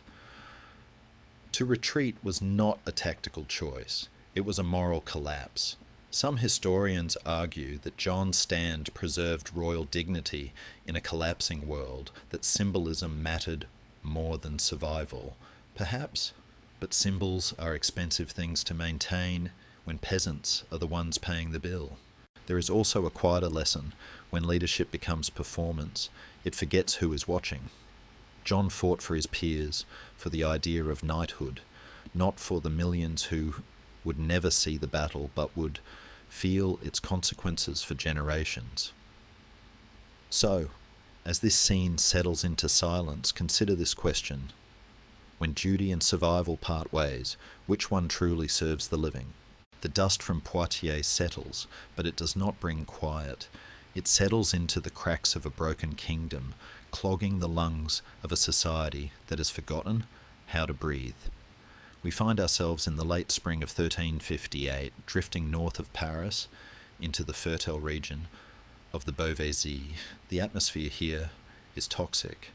The air feels tight, vibrating with the frequency that animals can sense before an earthquake.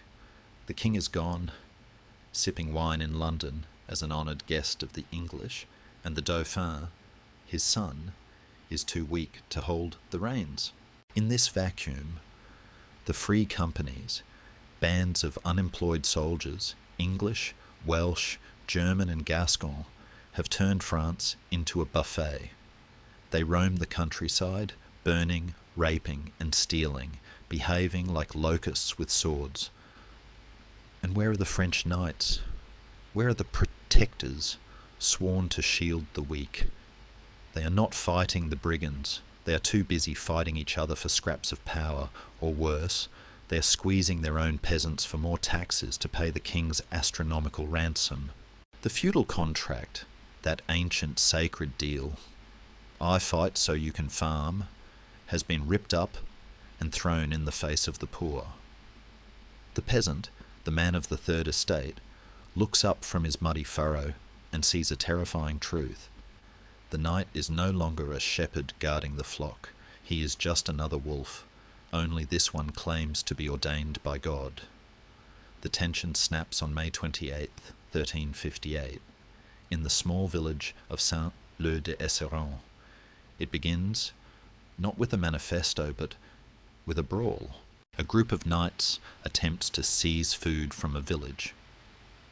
The villagers, pushed beyond the brink of starvation and fear, do not cower. They pick up what they have: pitchforks, scythes, iron-tipped staves, and knives used to slaughter pigs. In a frenzy of release, they kill the knights. It is a moment of impossible catharsis. The dam breaks. The news spreads like a contagion across the north. The masters can bleed. Within days, thousands of peasants are on the move. They call themselves the Jacques, a reclamation of the mocking nickname Jacques Bonhomme, Jack Goodfellow, that the nobles used to insult them. But there is nothing good about this fellow anymore. This is the Jacquerie. It is not an army. It is a riot that spans a province. It is the scream of a class that has been silenced for 1,000 years. The violence that follows is difficult to look at. It is not the ritualized violence of the tournament or the strategic violence of the battlefield. It is the intimate, grotesque violence of revenge. The peasants do not just want to kill the knights, they want to erase them. They burn the castles, the symbols of their oppression, razing them to the ground. The chronicler Jean Froissart, who wrote for a noble audience and viewed the peasants as literal demons, describes scenes of horror that still turn the stomach. Knights forced to eat their own roasted children, ladies violated while their husbands are made to watch. Historians still argue about the veracity of these specific atrocities, whether Froissart was reporting facts or merely indulging in the hysterical propaganda of the elite to justify the brutal crackdown that followed. But even if the details were embellished, the psychological truth was undeniable. The peasants were turning the world upside down. They were treating the knights with the same animalistic cruelty the knights had always shown them. For the French nobility, this is a moment of pure, unadulterated terror. They had prepared for English arrows. They had never prepared for French pitchforks. It shattered their worldview. They had convinced themselves that the peasantry loved them, or at least respected them. They believed they were the fathers of their people. To see their children coming at them with torches and hate in their eyes was a shock that froze them in their castles. For weeks the knights are paralysed, hiding in their keeps, terrified of the smoke rising from the valleys, but terror eventually turns to cold, hard rage. The nobility realises that this is not a war between nations, it is a war for survival. And here we see a fascinating and cynical realignment of loyalty. The enemy, the English and the Navarrese, suddenly becomes the ally. When the Captal de Buch, the Gascon hero who fought for the English at Poitiers, hears of the uprising, he does not cheer for the chaos in France. He joins forces with the French Count of Foix.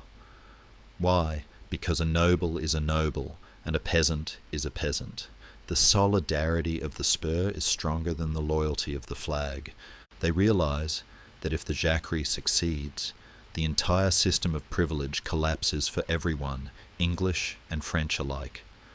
The counterattack is launched, and it is merciless. The turning point comes at the town of Meaux. The peasants, thousands strong but poorly armed and leaderless, attempt to storm the fortress where the royal ladies are sheltering. The knights, led by the Captal and the Count, ride out to meet them. It is not a battle. It is a harvest. The knights, armoured in steel that turns aside the rusty farm tools, ride through the peasant mass, hacking and slashing until their arms are tired. They drive the panic-stricken mob into the River Marne, drowning them by the hundreds. The Jacques are slaughtered like cattle. The reprisal that follows the battle is a campaign of extermination. The nobility rides through the countryside, hanging Jacques from every tree, burning villages that had supported the uprising, and killing without trial anyone who looks at them with defiance. Estimates suggest that 20,000 peasants were killed in the suppression. The countryside is pacified, but it is the peace of the cemetery. The French knight reclaims his dominance, but the illusion is gone forever. He rides through his lands now, and when he passes a peasant in the field, he does not see a loyal subject. He sees a potential murderer biding his time, and the peasant, bowing low as the shadow of the horse passes over him, does not see a protector. He sees a butcher who got lucky. The social bond is severed, replaced by a cold, watchful silence. The knight has survived the pitchfork, but he has lost his moral authority. He can no longer claim to be the God-appointed guardian of the realm when he has just spent the summer slaughtering his own workforce. There is a bitter irony in the fact that the French knights showed more unity and efficiency in killing their own farmers than they ever did in fighting the English. It proved that they could coordinate, they could be ruthless, and they could win, but only when their own class privilege was the prize. The peasants' fury leaves the French knighthood morally bankrupt, sitting in their rebuilt castles, eating food grown by men who hate them. But history allows no time for introspection. The internal fire has been stamped out, but the external threat remains. The war with England is not over. It has merely paused to catch its breath, and from the rugged coast of Brittany, a new kind of French commander is emerging. He is ugly, he is ill-mannered, and he does not care about poetry. He is about to teach the French knights the one thing they have refused to learn, that sometimes, to win a war, you have to stop acting like a knight and start acting like a soldier. The Fox of Brittany is sharpening his teeth, and he is coming to show them that glory is a luxury, but victory is a job. The smoke from the burning villages of the Jacquerie slowly disperses, carried away by a stiff salt-laden wind blowing in from the Atlantic. We find ourselves now in the west, in the rugged granite peninsula of Brittany. It is a land of hard edges, constant rain, and dark forests, a place that does not breed the delicate, poetry-spouting knights of the Loire Valley. It breeds survivors, and out of this harsh soil steps the most unlikely saviour in French history. His name is Bertrand du Guesclin, and he is, to put it politely, a nightmare for the traditional chivalric aesthetic. If the ideal knight is tall, blonde, and handsome, Bertrand is short, squat, and famously ugly. A contemporary chronicle, with the brutal honesty of the era, describes him as the ugliest child from Rennes to Dinan, noting that his own mother couldn't stand to look at him, and often sat him apart from his brothers.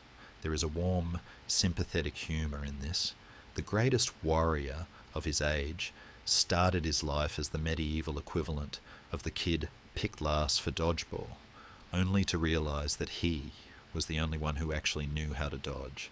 Bertrand is not a product of the gilded cage. He did not learn war in the tournament lists, preening for ladies.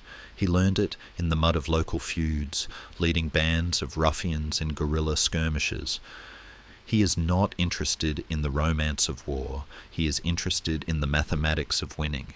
And fortunately for France, there is finally a king on the throne who shares his pragmatism. Charles IV, known as the Wise, is physically frail. His right hand is swollen and useless, perhaps from gout or an abscess, so he cannot wield a sword. This physical limitation forces him to do something his ancestors never did: delegate. He hires Bertrand not for his lineage, but for his brain. This partnership, the invalid intellectual king and the ugly street fighter general, changes the course of the 100 Years' War. Bertrand looks at the English army, with its terrifying longbowmen and defensive discipline, and he comes to a radical conclusion. Don't fight them. It sounds cowardly. It sounds like a violation of every noble oath ever sworn. But it is genius. Bertrand understands that the English army is an invasion force. It needs to move, it needs to eat, and it needs a decisive battle to force a surrender. If you deny them the battle, they are just tourists with very expensive weapons. And so, the Fabian strategy begins. When the English march out, banners waving, expecting a glorious clash, the French are gone. The villages are empty. The food is hidden. The wells are spoiled. The English march through a ghost world, but they are not alone. Bertrand is watching. He strikes only when the odds are overwhelmingly in his favour, when the English are crossing a river, when they're asleep, when they are foraging for food. He turns war into a series of dirty, vicious ambushes.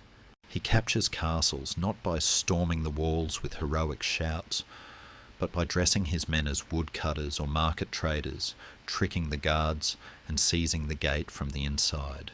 The traditional French nobility is horrified. They call it unchivalrous. They whisper that Bertrand is fighting like a thief, not a knight. They are correct. He is fighting like a thief who intends to steal back his country. There is a delicious irony in the English reaction as well. The English knights, who had spent decades mocking the French for their foolish charges, now complain that the French won't stand and fight like men. They are furious that their enemy refuses to participate in their own destruction. One of the most telling moments of this new doctrine occurs at the Battle of Cocherel in 1364. Bertrand is facing the forces of Charles of Navarre. The enemy is holding a strong defensive position on a hill. A traditional French commander would have charged up the hill and died with honour. Bertrand instead orders a retreat. He fakes a rout. The enemy, thinking the cowardly French are running, breaks their formation and rushes down the hill to chase them. Once they are on the flat ground and disorganised, Bertrand spins his army around and crushes them. It is the oldest trick in the book, but to the rigid minds of the 14th century, it is sorcery. It is the triumph of psychology over ritual. Slowly, painfully, the map of France begins to change. The English, frustrated, starving, and broke, are pushed back. Town by town, castle by castle, the gains of Crécy and Poitiers are erased. Bertrand du Guesclin, the eagle of Brittany, does what 3 generations of kings could not. He beats the English, but he does it without a single great victory that poets would sing about. There is no glorious charge, no sunset speech. There is just a relentless grinding competence. Historians often debate the true extent of du Guesclin's genius. Was he a master strategist, or simply the first commander to realise that the English system had a fatal flaw? Some argue he was merely a conditional commander who thrived because the English leadership was ageing and declining, but the results speak for themselves. By the 1370s, the English holdings in France are reduced to a few coastal enclaves. The Black Dog of Brocéliande, as he was sometimes called, has bitten the lion and refused to let go. Yet, despite his success, Bertrand remains an outsider in his own class. He is made Constable of France, the highest military office in the land, but the high-born dukes and counts still look down on him. They sneer at his lack of manners. They cringe when he suggests paying mercenaries on time rather than letting them loot. They tolerate him because he wins, but they do not love him. He is a mirror showing them their own obsolescence, and nobody likes a mirror that highlights their flaws. His death in 1380 is a scene that perfectly encapsulates his strange position between legend and reality. He is besieging the fortress of Châteauneuf-de-Randon. He falls ill, likely dysentery, the unglamorous killer of more soldiers than swords ever were. He lies dying in his tent. The English commander of the fortress, who has agreed to surrender if no relief arrives by a certain date, hears that the great constable is dying. When the time comes to surrender, the English captain refuses to give the keys to anyone else. He marches out of the fortress, walks into the French camp, enters the tent where Bertrand lies cold and still, and places the keys on the corpse of his enemy. It is a gesture of profound respect, an acknowledgement that this ugly, ruthless little man was the only opponent worthy of the name. It is a moving tableau, the chivalry of the enemy honouring the man who destroyed them, while his own countrymen breathe a sigh of relief that they can go back to their pretty, ineffective wars. And that is the tragedy of Section 12. Bertrand du Guesclin proved that the French could win if they abandoned the rigid dogma of their ancestors. He showed them the path to survival, but he did not change the culture. He was a band-aid on a broken bone. The moment he and Charles the Wise are dead, the French nobility, like an addict relapsing after a period of sobriety, will rush back to their old habits. They will look at the peace Bertrand won, and instead of preserving it with discipline, they will use it to build a new, even more deluded fantasy. They will trade the muddy, effective pragmatism of Brittany for the velvet-draped theatre of Burgundy. The fox is dead, and the peacocks are about to take over the garden once again. The longbows are resting in England, but a civil war is brewing in France that will make the English invasion look like a skirmish. The eagle has flown, and in his place a madness is descending upon the court, quite literally, as the new king begins to lose his mind, and the wolves of ambition begin to circle the throne.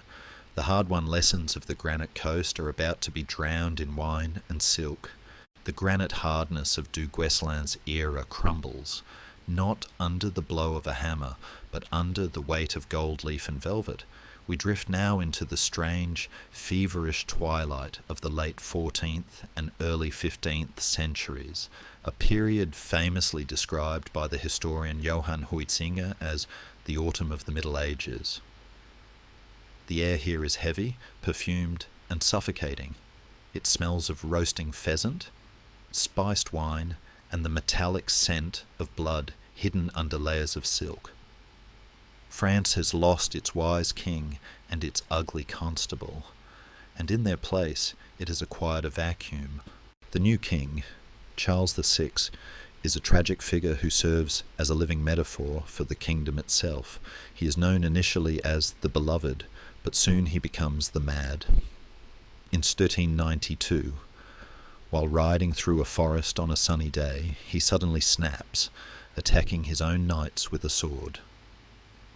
From then on, he drifts in and out of sanity, at times believing his name is George, at times failing to recognize his wife, and most poignantly, believing he is made entirely of glass. He wraps himself in thick blankets and inserts iron rods into his clothes, terrified that a single bump will shatter him into 1,000 pieces. A king made of glass, fragile, transparent, and utterly unfit to rule, is the perfect symbol for the French aristocracy of this moment. With the throne empty in all but name, the great wolves of the royal family begin to circle. But these are not the rough wolves of the past. They are peacocks with talons. The most dazzling of them are the Dukes of Burgundy. They create a court that is the envy of Europe, a theatre state where politics is conducted through pageantry. If du Guesclin's strategy was to be invisible, the Burgundian strategy is to be blindingly visible. They turn chivalry into a cult of aesthetics. The tournament, once a training ground for war, transforms into the pas d'armes, elaborate, scripted theatrical productions where knights dress up as Arthurian characters, defend castles of love built of wood and canvas, and fight over allegorical themes like the Fountain of Tears. It is cosplay with live steel. It is magnificent to watch, but it is dangerous to believe in. The knights begin to confuse the play with the reality. They start to think that war is just a larger, muddier version of the tournament where the rules of fairness still apply. They are forgetting the sharp lessons of the longbow and the ambush. They are relearning the arrogance of the charge. And look at the fashion. It is impossible to ignore. This is the era of the poulain, the shoe with the ridiculously long, pointed toe. The toes become so long, sometimes extending 24 inches beyond the foot, that the tips have to be tied back to the knees with chains just so the wearer can walk without tripping. There is a soft, devastating humour in this image. A class of warriors who claim to be ready for battle at a moment's notice, yet are wearing footwear that effectively renders them unable to run, climb, or walk backwards. It is the footwear of men who do not expect to do any actual work. The armour too becomes a canvas. It is fluted, engraved, and gilded. It is designed to catch the sun, which, as we have learned, is also a great way to catch an arrow. But while the court dances in its curled shoes, the political situation is rotting. Two factions emerge to fight for control of the Glass King, the Burgundians, led by the king's cousin, John the Fearless, and the Armagnacs, led by the king's brother, Louis of Orléans. This is not a polite disagreement, it is a blood feud.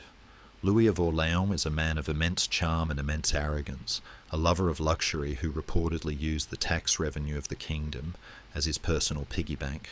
John the Fearless is exactly what his name implies: grim, ambitious, and ruthless. The tension snaps on a cold, dark night in Paris, November 1407. Louis of Orléans is riding home after visiting the Queen. He is humming a tune, playing with his glove, feeling secure in the heart of his city. He enters the Rue Vieille du Temple. Suddenly, shadows detach themselves from the walls. A band of masked assassins, hired by John the Fearless, rushes him. They drag him from his mule. They hack off the hand that holds the reins. They split his skull open so violently that his brains spill onto the cobblestones. It is a mob hit, executed with the brutality of a street brawl. The chivalry of the royal family is exposed as a lie.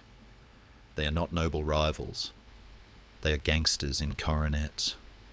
This murder plunges France into a civil war that is far more destructive than the English raids. The Armagnacs and the Burgundians tear the country apart. They massacre each other in the streets of Paris. They hire English mercenaries to kill Frenchmen.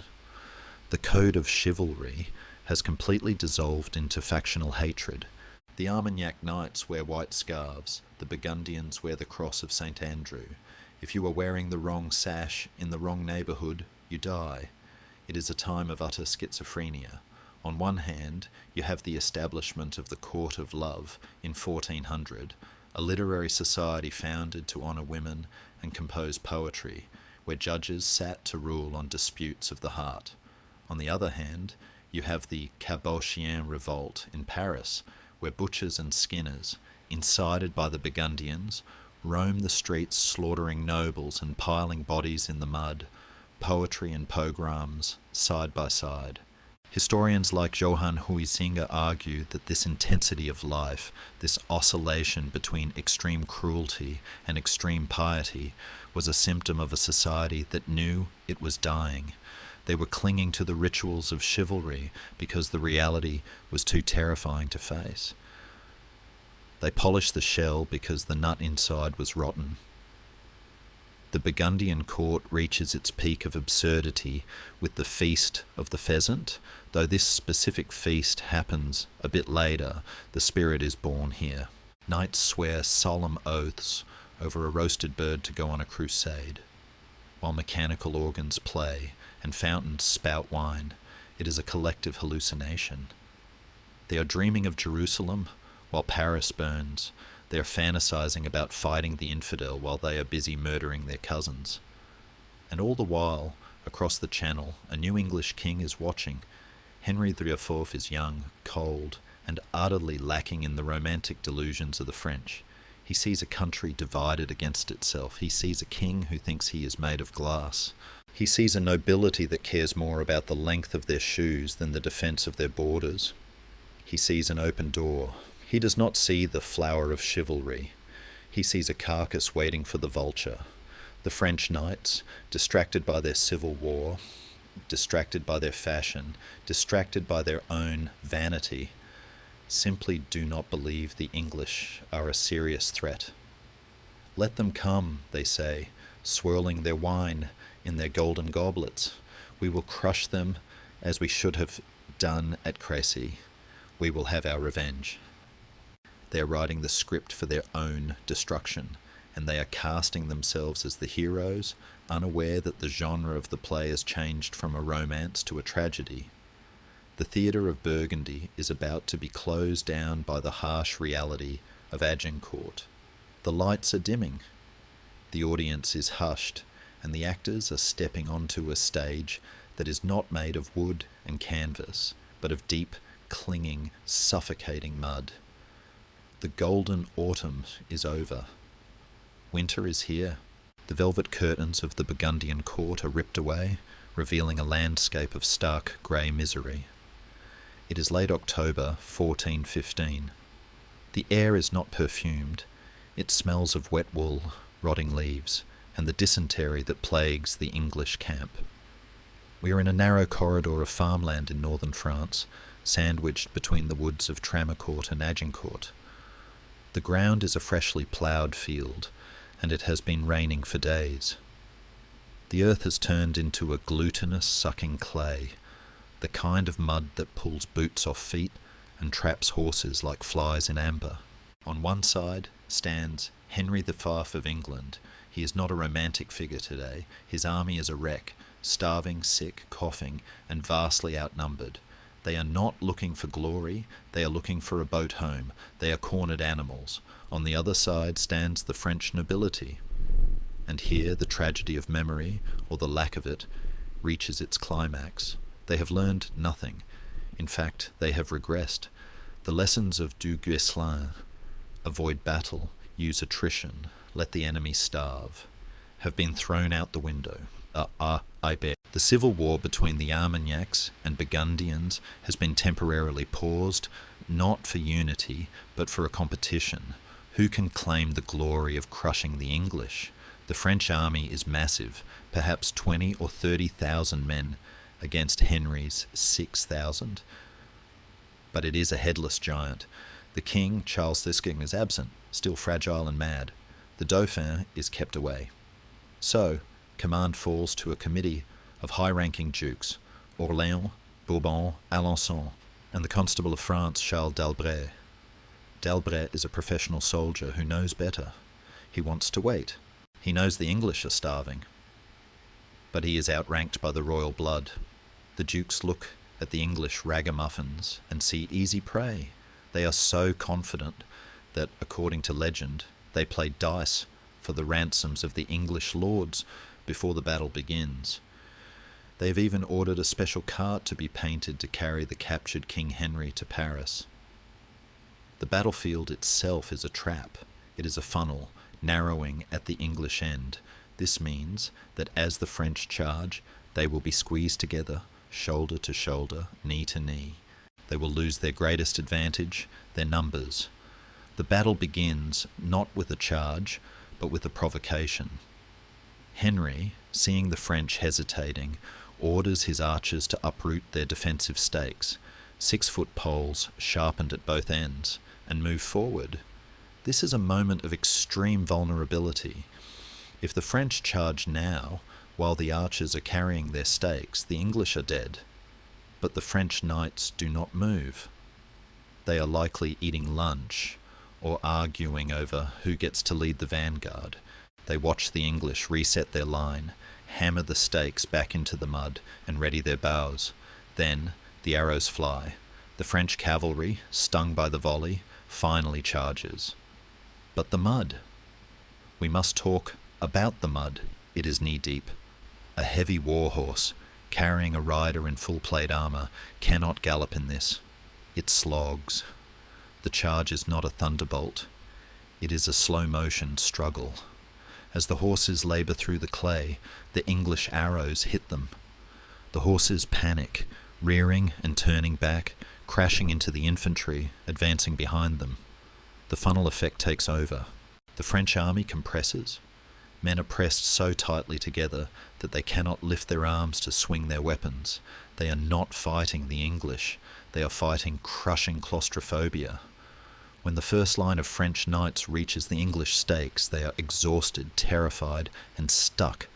The English archers drop their bows. They pick up mallets, axes, and daggers, tools used for camp work. And then the unthinkable happens. The light infantry swarms the heavy cavalry. The knights, encased in rigid plate armour, toppled into the mud, are like overturned turtles. They cannot rise. The archers, nimble and unarmoured, dance around them, stabbing through visors, hammering at joints. It is not war, it is industrial slaughter. The French rearguard, seeing this disaster, does not retreat. Driven by that fatal code of honour, they press forward into the crush, only adding more bodies to the pile. The dead and the living are stacked in heaps, sometimes head high. Men at the bottom of the piles are not stabbed. They suffocate, crushed by the weight of their own friends and the glorious armour they were so proud of. Then comes the darkest moment of the day. A rumour spreads that the French rear is attacking the English baggage train. Henry, fearing his small army will be overwhelmed by the thousands of prisoners they have already taken, gives a cold, illegal order: kill the prisoners. The knights are horrified. To kill a surrendered noble is a sin against every rule of chivalry. It is also burning money. These men are walking ransoms. The English knights refuse, so Henry orders his archers, common men who don't care about noble codes, to do the job. The slaughter is grim and systematic. Men who had surrendered in good faith are axed and stabbed in the mud. It is a war crime by any standard. But it works. The French will to fight evaporates. By the time the sun sets, the field of Agincourt is a silent graveyard of the French aristocracy. The constable is dead. The Duke of Alençon is dead. The Duke of Brabant, who arrived late and charged in wearing makeshift armour, is dead. The Duke of Orléans is found alive under a pile of corpses, traumatised and destined for decades of English captivity. The numbers are staggering.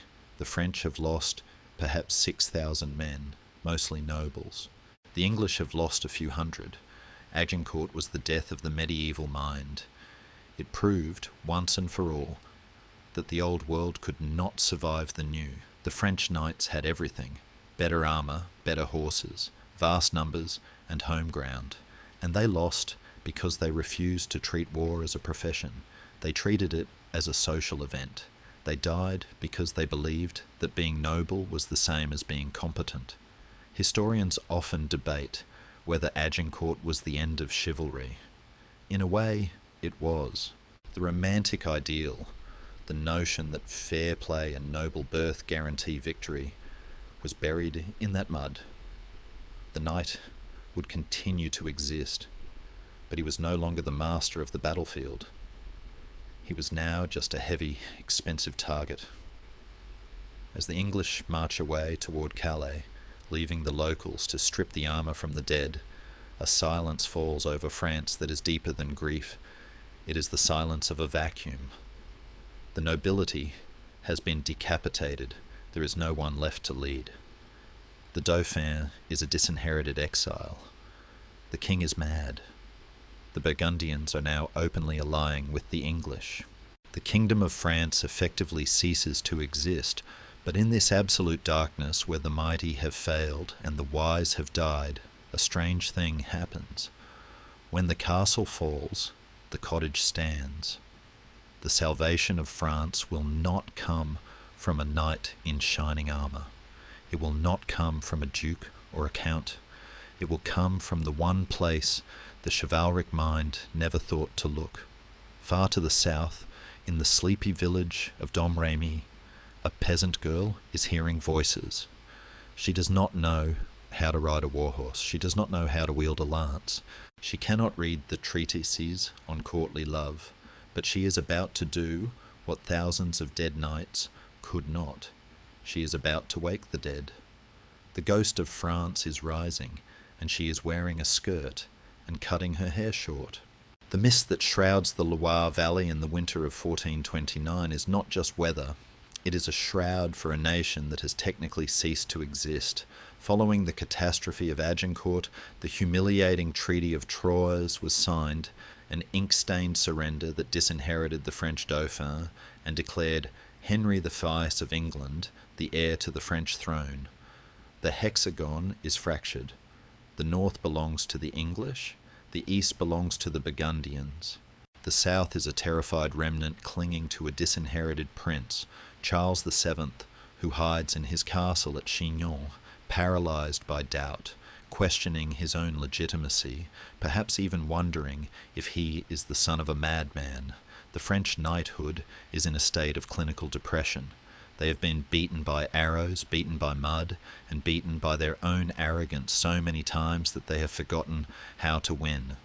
They sit in their keeps, rusting, cynical, and defeated. Into this vacuum of male failure steps a figure so impossible that if she were written in a novel, she would be dismissed as fantasy. She is 17 years old.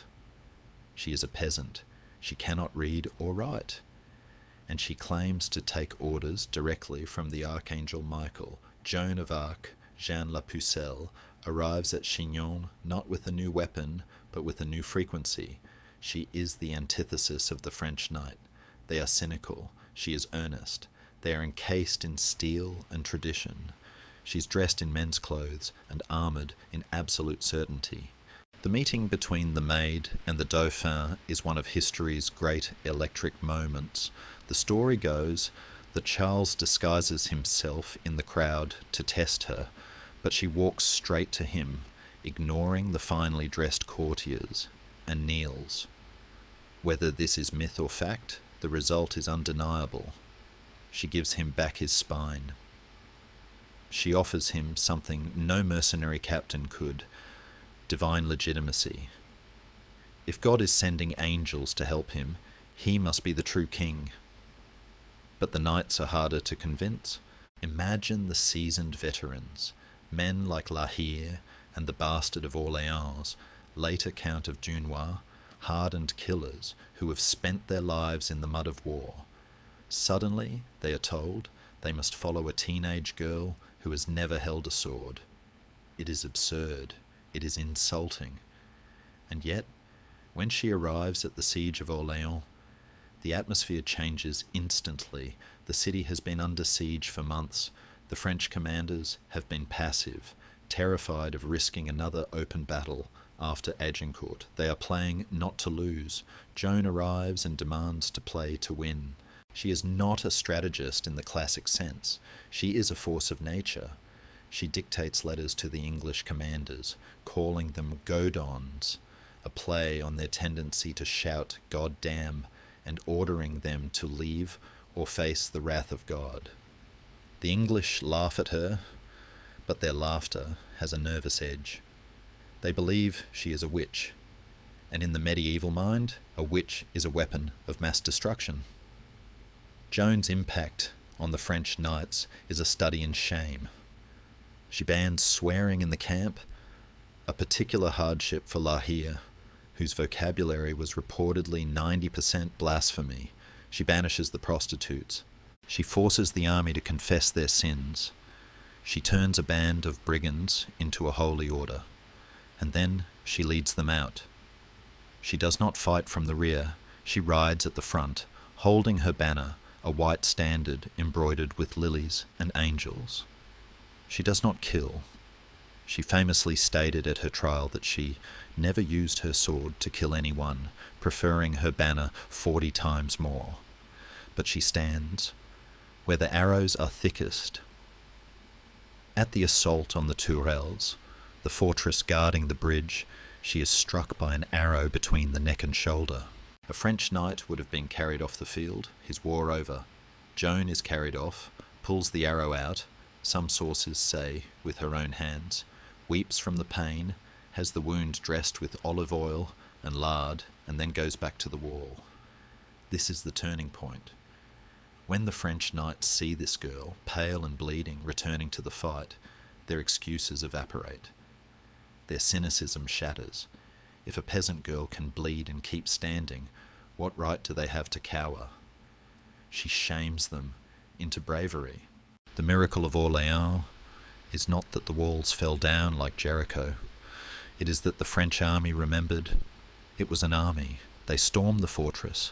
The English commander, Glasdale, drowns in the river as the bridge collapses. Weighed down by the armour that was supposed to save him, the siege is broken. Historians, like Kelly de Vries, have argued that Joan was more than just a mascot. She had a keen eye for artillery placement and a frightening, aggressive streak. She understood intuitively that the era of gentlemanly warfare was over. She liked cannons. She liked frontal assaults. She did not care about ransoms. She fought a total war, a war of national survival, not a feudal skirmish. She led the Dauphin through enemy territory to Reims, the sacred city of coronation. This march was a masterstroke of propaganda. By crowning Charles VII in the traditional cathedral, anointed with the holy oil of Clovis, she cemented his claim beyond legal dispute. As the crown was placed on his head, with Joan standing nearby, holding her banner, the French knight was effectively demoted. He was no longer the protagonist of the story. The protagonist was the people, embodied by a farm girl. But gratitude is a rare commodity in politics. The tragedy of Joan is that she was too pure for the world she saved. As the war dragged on, the knights and the courtiers began to resent her. She was loud, she was uncontrollable, and she was a constant reminder of their own inadequacy. When she was captured at Compiègne, pulled from her horse by a Burgundian archer while covering the retreat of her friends, the king she had crowned did nothing. He did not offer a ransom. He did not launch a rescue. He let the English buy her from the Burgundians. The trial that followed in Rouen was a farce of legalism, a cold bureaucratic machine crushing a butterfly. The English needed to prove she was a witch to delegitimize the king she crowned. If she was a heretic, then Charles was the king of heretics. The French knights who had ridden with her, who had wept when she was wounded, stood by and watched from a distance. The code of chivalry, which commanded knights to protect ladies, apparently had a loophole for ladies who wore pants and won battles. On May 30th, 1431, she was burned alive in the old marketplace of Rouen. She asked for a cross. An English soldier, moved by a pity his commanders lacked, tied 2 sticks together and gave them to her. As the flames rose, she did not scream curses. She called out the name of Jesus. The legend says that her heart was found unburned in the ashes, but the reality is that her ashes were thrown into the Seine, so no relics would remain. The English thought that by burning the body, they could kill the idea. They were wrong. Joan's death did not stop the momentum she had started. She had jump-started the heart of France. She had proven that the English were not invincible, that God was not an Englishman, and that a united France was worth dying for. The French knights who survived her looked at themselves in the mirror and saw something different. They saw that the old games of courtly love and feudal rivalry were petty compared to the fire that had burned in that girl. She taught them that honour wasn't about lineage, it was about sacrifice, and though they let her die, they took up her sword. The war continued, but it was different now. The French were no longer fighting for a landlord, they were fighting for France, a concept that Joan had virtually invented in their minds. The maiden had performed the ultimate miracle. She had turned a geography into a nation, but to finish the job, to finally drive the English into the sea, the French would need one final evolution. They would need to abandon the lance entirely and embrace the very thing that knighthood had always despised, the smell of sulphur, the roar of the cannon, and the cold mathematical impersonality of artillery. The age of the hero was ending. The age of the engineer was about to begin. The smoke of Joan's pyre has long since faded, dispersed by the winds of time. But a new smoke is rising in the south of France, a smoke that is thicker, acrid, and smells distinctly of the future. It is the summer of 1453. We are in Gascony, near the town of Castillon, on the banks of the Dordogne River. The 100 Years' War, that bleeding ulcer of a conflict, is finally scabbing over, but it requires one last violent surgery to close the wound, and the surgeon is not a knight. He does not own a suit of gilded armour, he does not write poetry to a distant lady, and he certainly does not care about the code of chivalry. His name is Jean Bureau. He is a lawyer. There is a magnificent dry irony in this. The man who effectively ends the age of the knight is a bureaucrat with a calculator. Jean Bureau and his brother Gaspard are the masters of the king's artillery. They represent the cold mathematical reality that is replacing the hot-blooded romance of the nobility. While the knights were busy arguing about precedence and polishing their spurs, the Bureau brothers were busy improving the recipe for black powder and figuring out how to put wheels on cannons.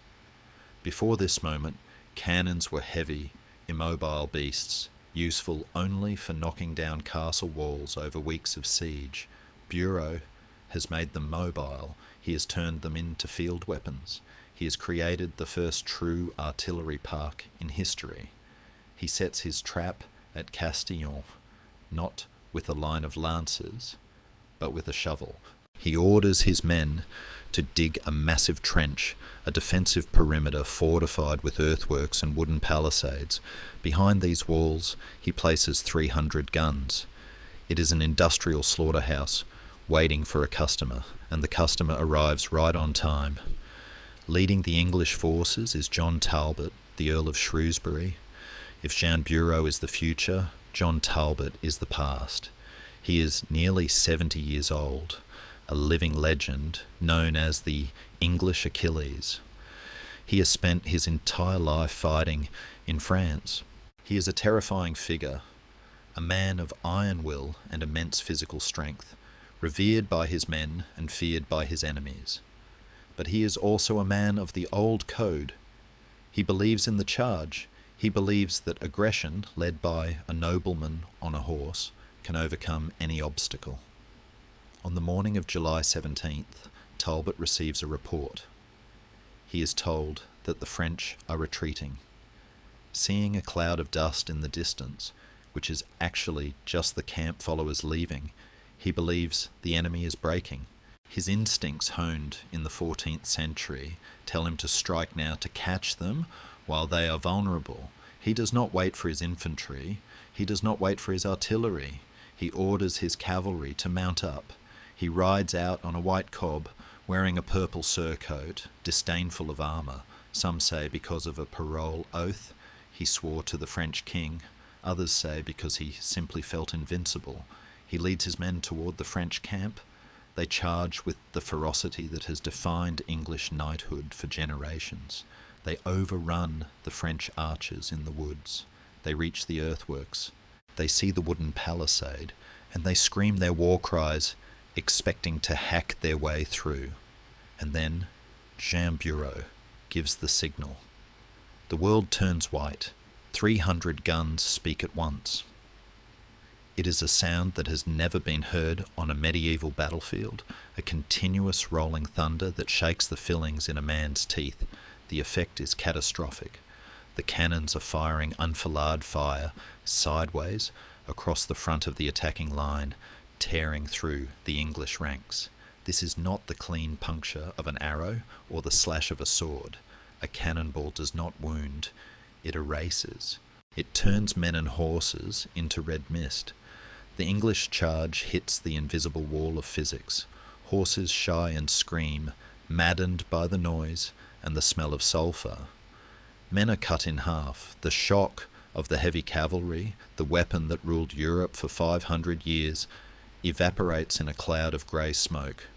Talbot, the old lion, continues to urge his men forward. He cannot believe what is happening. He is fighting a war of courage against a war of chemistry, and chemistry does not care how brave you are. A cannonball strikes his horse. The beast collapses, pinning the great earl beneath its weight. He lies there, trapped in the mud, the symbol of an era that has just run out of time. A French archer, a commoner, a nobody, steps forward with a battle axe. He does not ask for a ransom. He does not offer a duel. He swings the axe. Talbot dies. And with him, the English Empire in France dies too. The English army breaks. The panic is total. They are chased into the river, where many drown in their heavy armour, pulled down by the weight of a protection that is no longer protective. Historians still argue whether Castillon was the first battle in European history decided solely by field artillery, but the result is indisputable. The French have won. The 100 Years' War is over. The English are pushed into the sea, holding only the port of Calais. But the victory feels different this time. It is not celebrated with the songs of troubadours. It is celebrated with the scratching of quills on treaties. The French knight looks at the smoking barrels of Bureau's guns and feels a cold chill in his stomach. He realizes that his monopoly on violence is gone. For centuries, the knight was the tank of the battlefield, expensive, rare, and unstoppable by common means. Now, a peasant with a match and a metal tube can kill a duke from 500 yards away. The hierarchy of the world has been levelled by gunpowder. The ultima ratio regum, the last argument of kings, is no longer the lance, it is the cannon. The knight is not obsolete yet. He will linger on for another century or so, but his role has changed. He is no longer the solitary hero. He is an officer in a unit, a cog in a machine. The romance is bleeding out into the soil of Gascony. As the smoke clears over the Dordogne, the silence that follows is heavy. It is the silence of a playground after the bell has rung. The game is over. The toys are being put away. The bedtime history of the medieval knight is drawing to a close, not with a whisper, but with a bang. The castles that once dotted the landscape, those proud stone assertions of feudal power, are now just targets for the new siege guns. The walls that protected the nobility for so long are now obsolete. The world is becoming wider, louder, and faster. The French knight rides home, his armour dented, his horse tired, carrying the knowledge that the next war will not be a test of honour, it will be a test of engineering. He takes off his helmet, and for the first time, he looks old. The Middle Ages are ending, the modern age is being loaded into the breach, and as the sun sets on the 15th century, the knight prepares for his final transformation. From a warrior of the field to a ghost of the tournament, a relic polished and paraded, but never again truly feared. The joust is all that is left to him, and even that is about to turn deadly in a way he never expected. The cannon smoke of Castillon has drifted away, leaving the air clear, but it is a clarity that feels artificial, like the stillness of a museum. We have jumped forward a century, landing in the sweltering heat of Paris in June 1559. The landscape has changed completely. The grim fortress-like castles of the past have blossomed into the airy, unfortified chateaux of the Renaissance. The knight is no longer a muddy killer in a ditch, he is a courtier in a silk doublet, reciting Greek poetry and worrying about his posture. The art of war has become the art of diplomacy.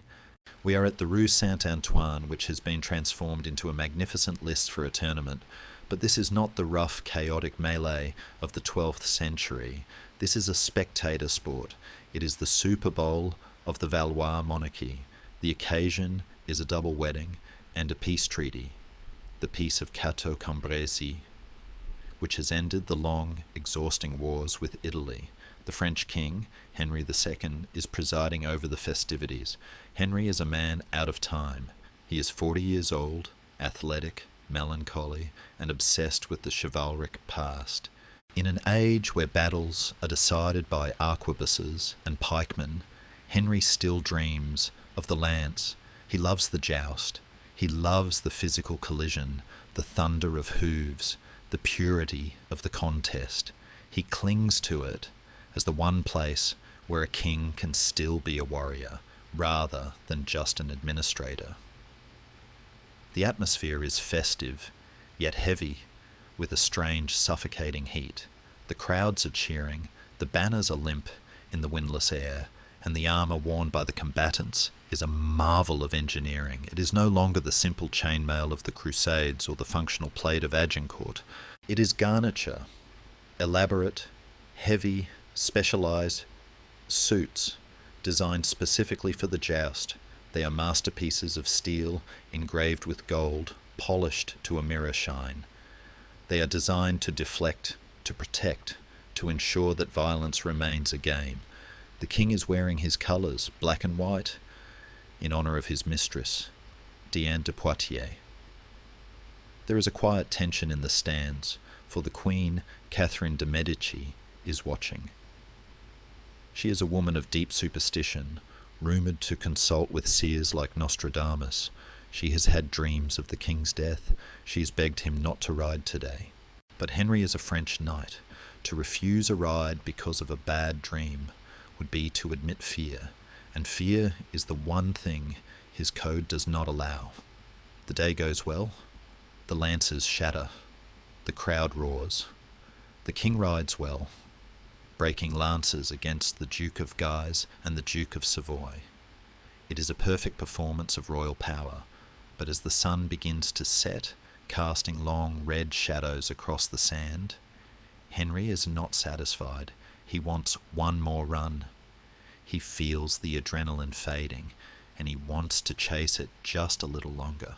He calls out to Gabriel de Montgomery, the captain of his Scottish Guard. Montgomery is young, strong, and reluctant. He has already ridden. He is tired.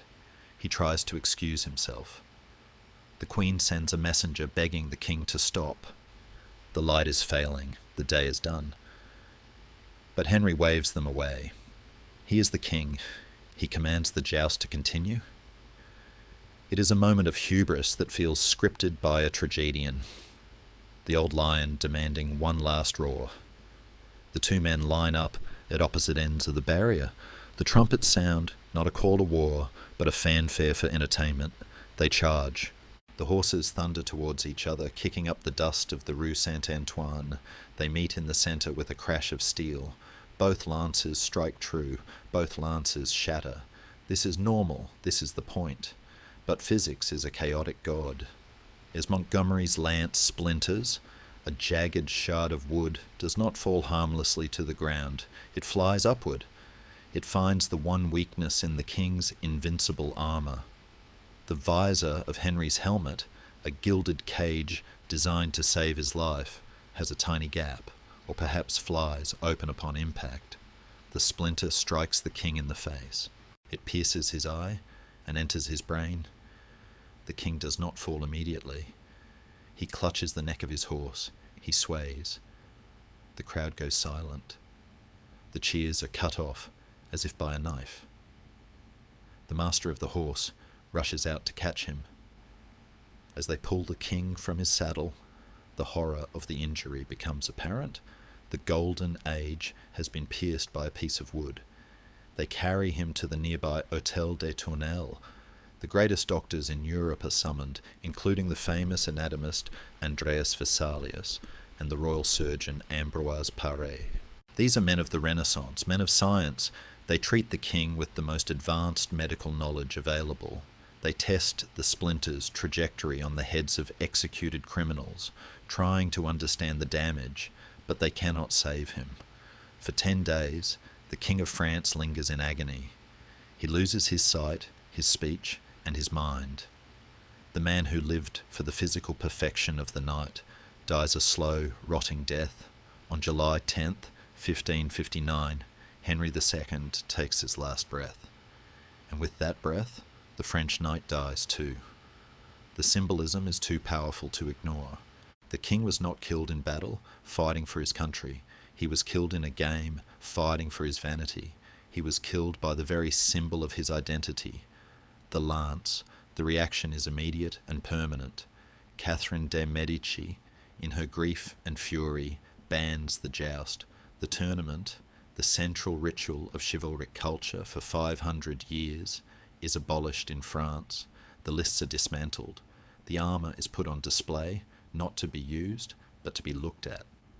The sport of knights is declared too dangerous for the modern world. It is the death of the training ground. Without the tournament, the knight loses his stage. He loses the place where he rehearsed his identity. He is forced to become something else. He becomes an officer in the Royal Army, a man who leads pistol-wielding cavalry called reiters, or commands a battery of cannons. He trades his lance for a baton. He trades his individual glory for rank and salary. The chevalier becomes the cavalier. The mysticism is gone. There is no peace of God anymore. There is only the king's peace. There is no courtly love on the battlefield. There is only the grim efficiency of the state. As the funeral cortege of Henry II winds through the streets of Paris, the people watch in silence. They are witnessing the funeral of an era. The knight has been falling for a long time, tripped by the stirrup, humbled by the longbow, crushed by the cannon. But it was the splinter that finally killed the dream. The armour that hangs in the museums today, empty and silent, dates mostly from this period.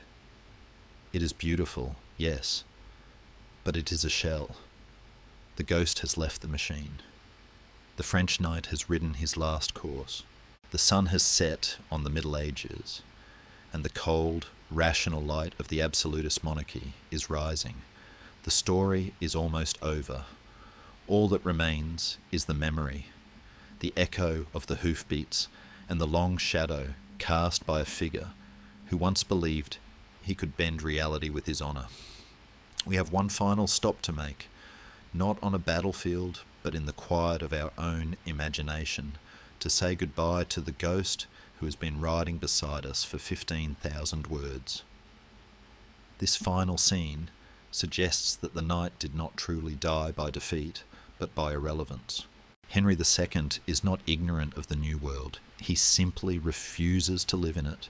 His death mirrors moments like the fall of samurai prestige in Tokugawa, Japan, where ritual and form outlived practical purpose. In both cases, the warrior became a curator of memory rather than an agent of power. What makes this moment matter is its intimacy. The Middle Ages do not end in fire and conquest, but in a sporting accident, witnessed by cheering crowds. History often closes chapters this way, not with declarations, but with quiet misalignments between belief and reality. Some historians argue the joust was already obsolete and Henry's death merely symbolic. Perhaps. But symbols guide behaviour, and this one finally shattered. There is a soft sadness here. The knight believed meaning was found in embodied courage, face to face, eye to eye. The modern state will replace that with distance, paperwork, and command structures. It will be safer. It will be colder. So as the armour empties and the ghost fades, ask yourself gently, when the world moves on, is it braver to adapt or to make one last beautiful stand? The lists of the Rue Saint-Antoine are empty now. The sand, once stained with the blood of a king, has been swept away.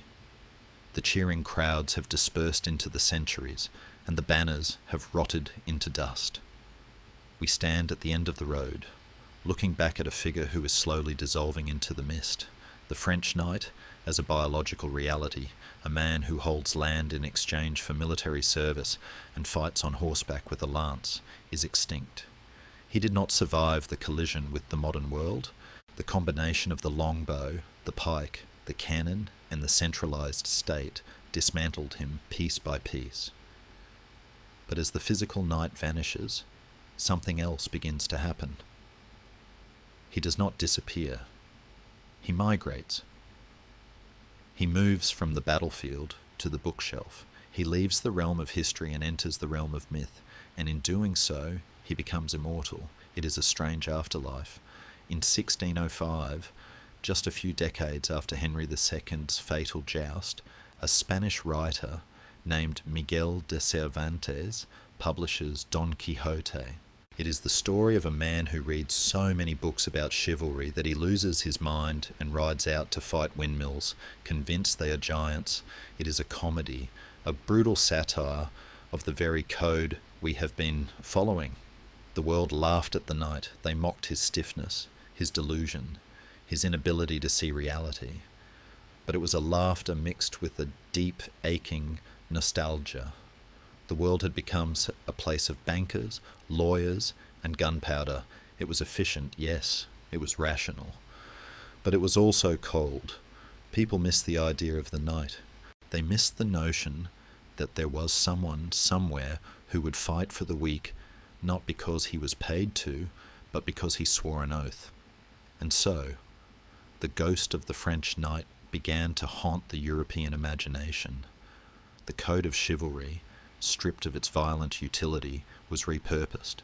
It became gentlemanly conduct. The strict rules of the tournament became the strict rules of the duel, and later, the rules of polite society. When a man stands up to offer his seat to a woman on a train, he is unknowingly performing a faint echo of the homage a knight paid to his lady in the courts of Aquitaine. When a soldier refuses to fire on an unarmed enemy, he is channeling the peace of God. The armour was discarded, but the exoskeleton of manners remained. The French knight had failed to conquer the world with his sword, but he successfully colonised our conscience. We still use his language. We speak of chivalry when we mean kindness. We speak of a crusade when we mean a cause. We speak of championing a belief. The vocabulary of the feudal thug has become the vocabulary of moral aspiration. But we must not let the romance blind us to the tragedy. As we look back over the muddy fields of Crécy, Agincourt, and Nicopolis, we must acknowledge the cost of this dream. The French knight was a victim of his own success. He built a self-image so magnificent, so complete, and so seductive that he could not bear to abandon it, even when it was killing him. He treated war as a stage for his ego rather than a problem to be solved. He valued the aesthetic of the fight more than the result. He believed that if he followed the rules, the universe would reward him. He was wrong. The universe rewards adaptation.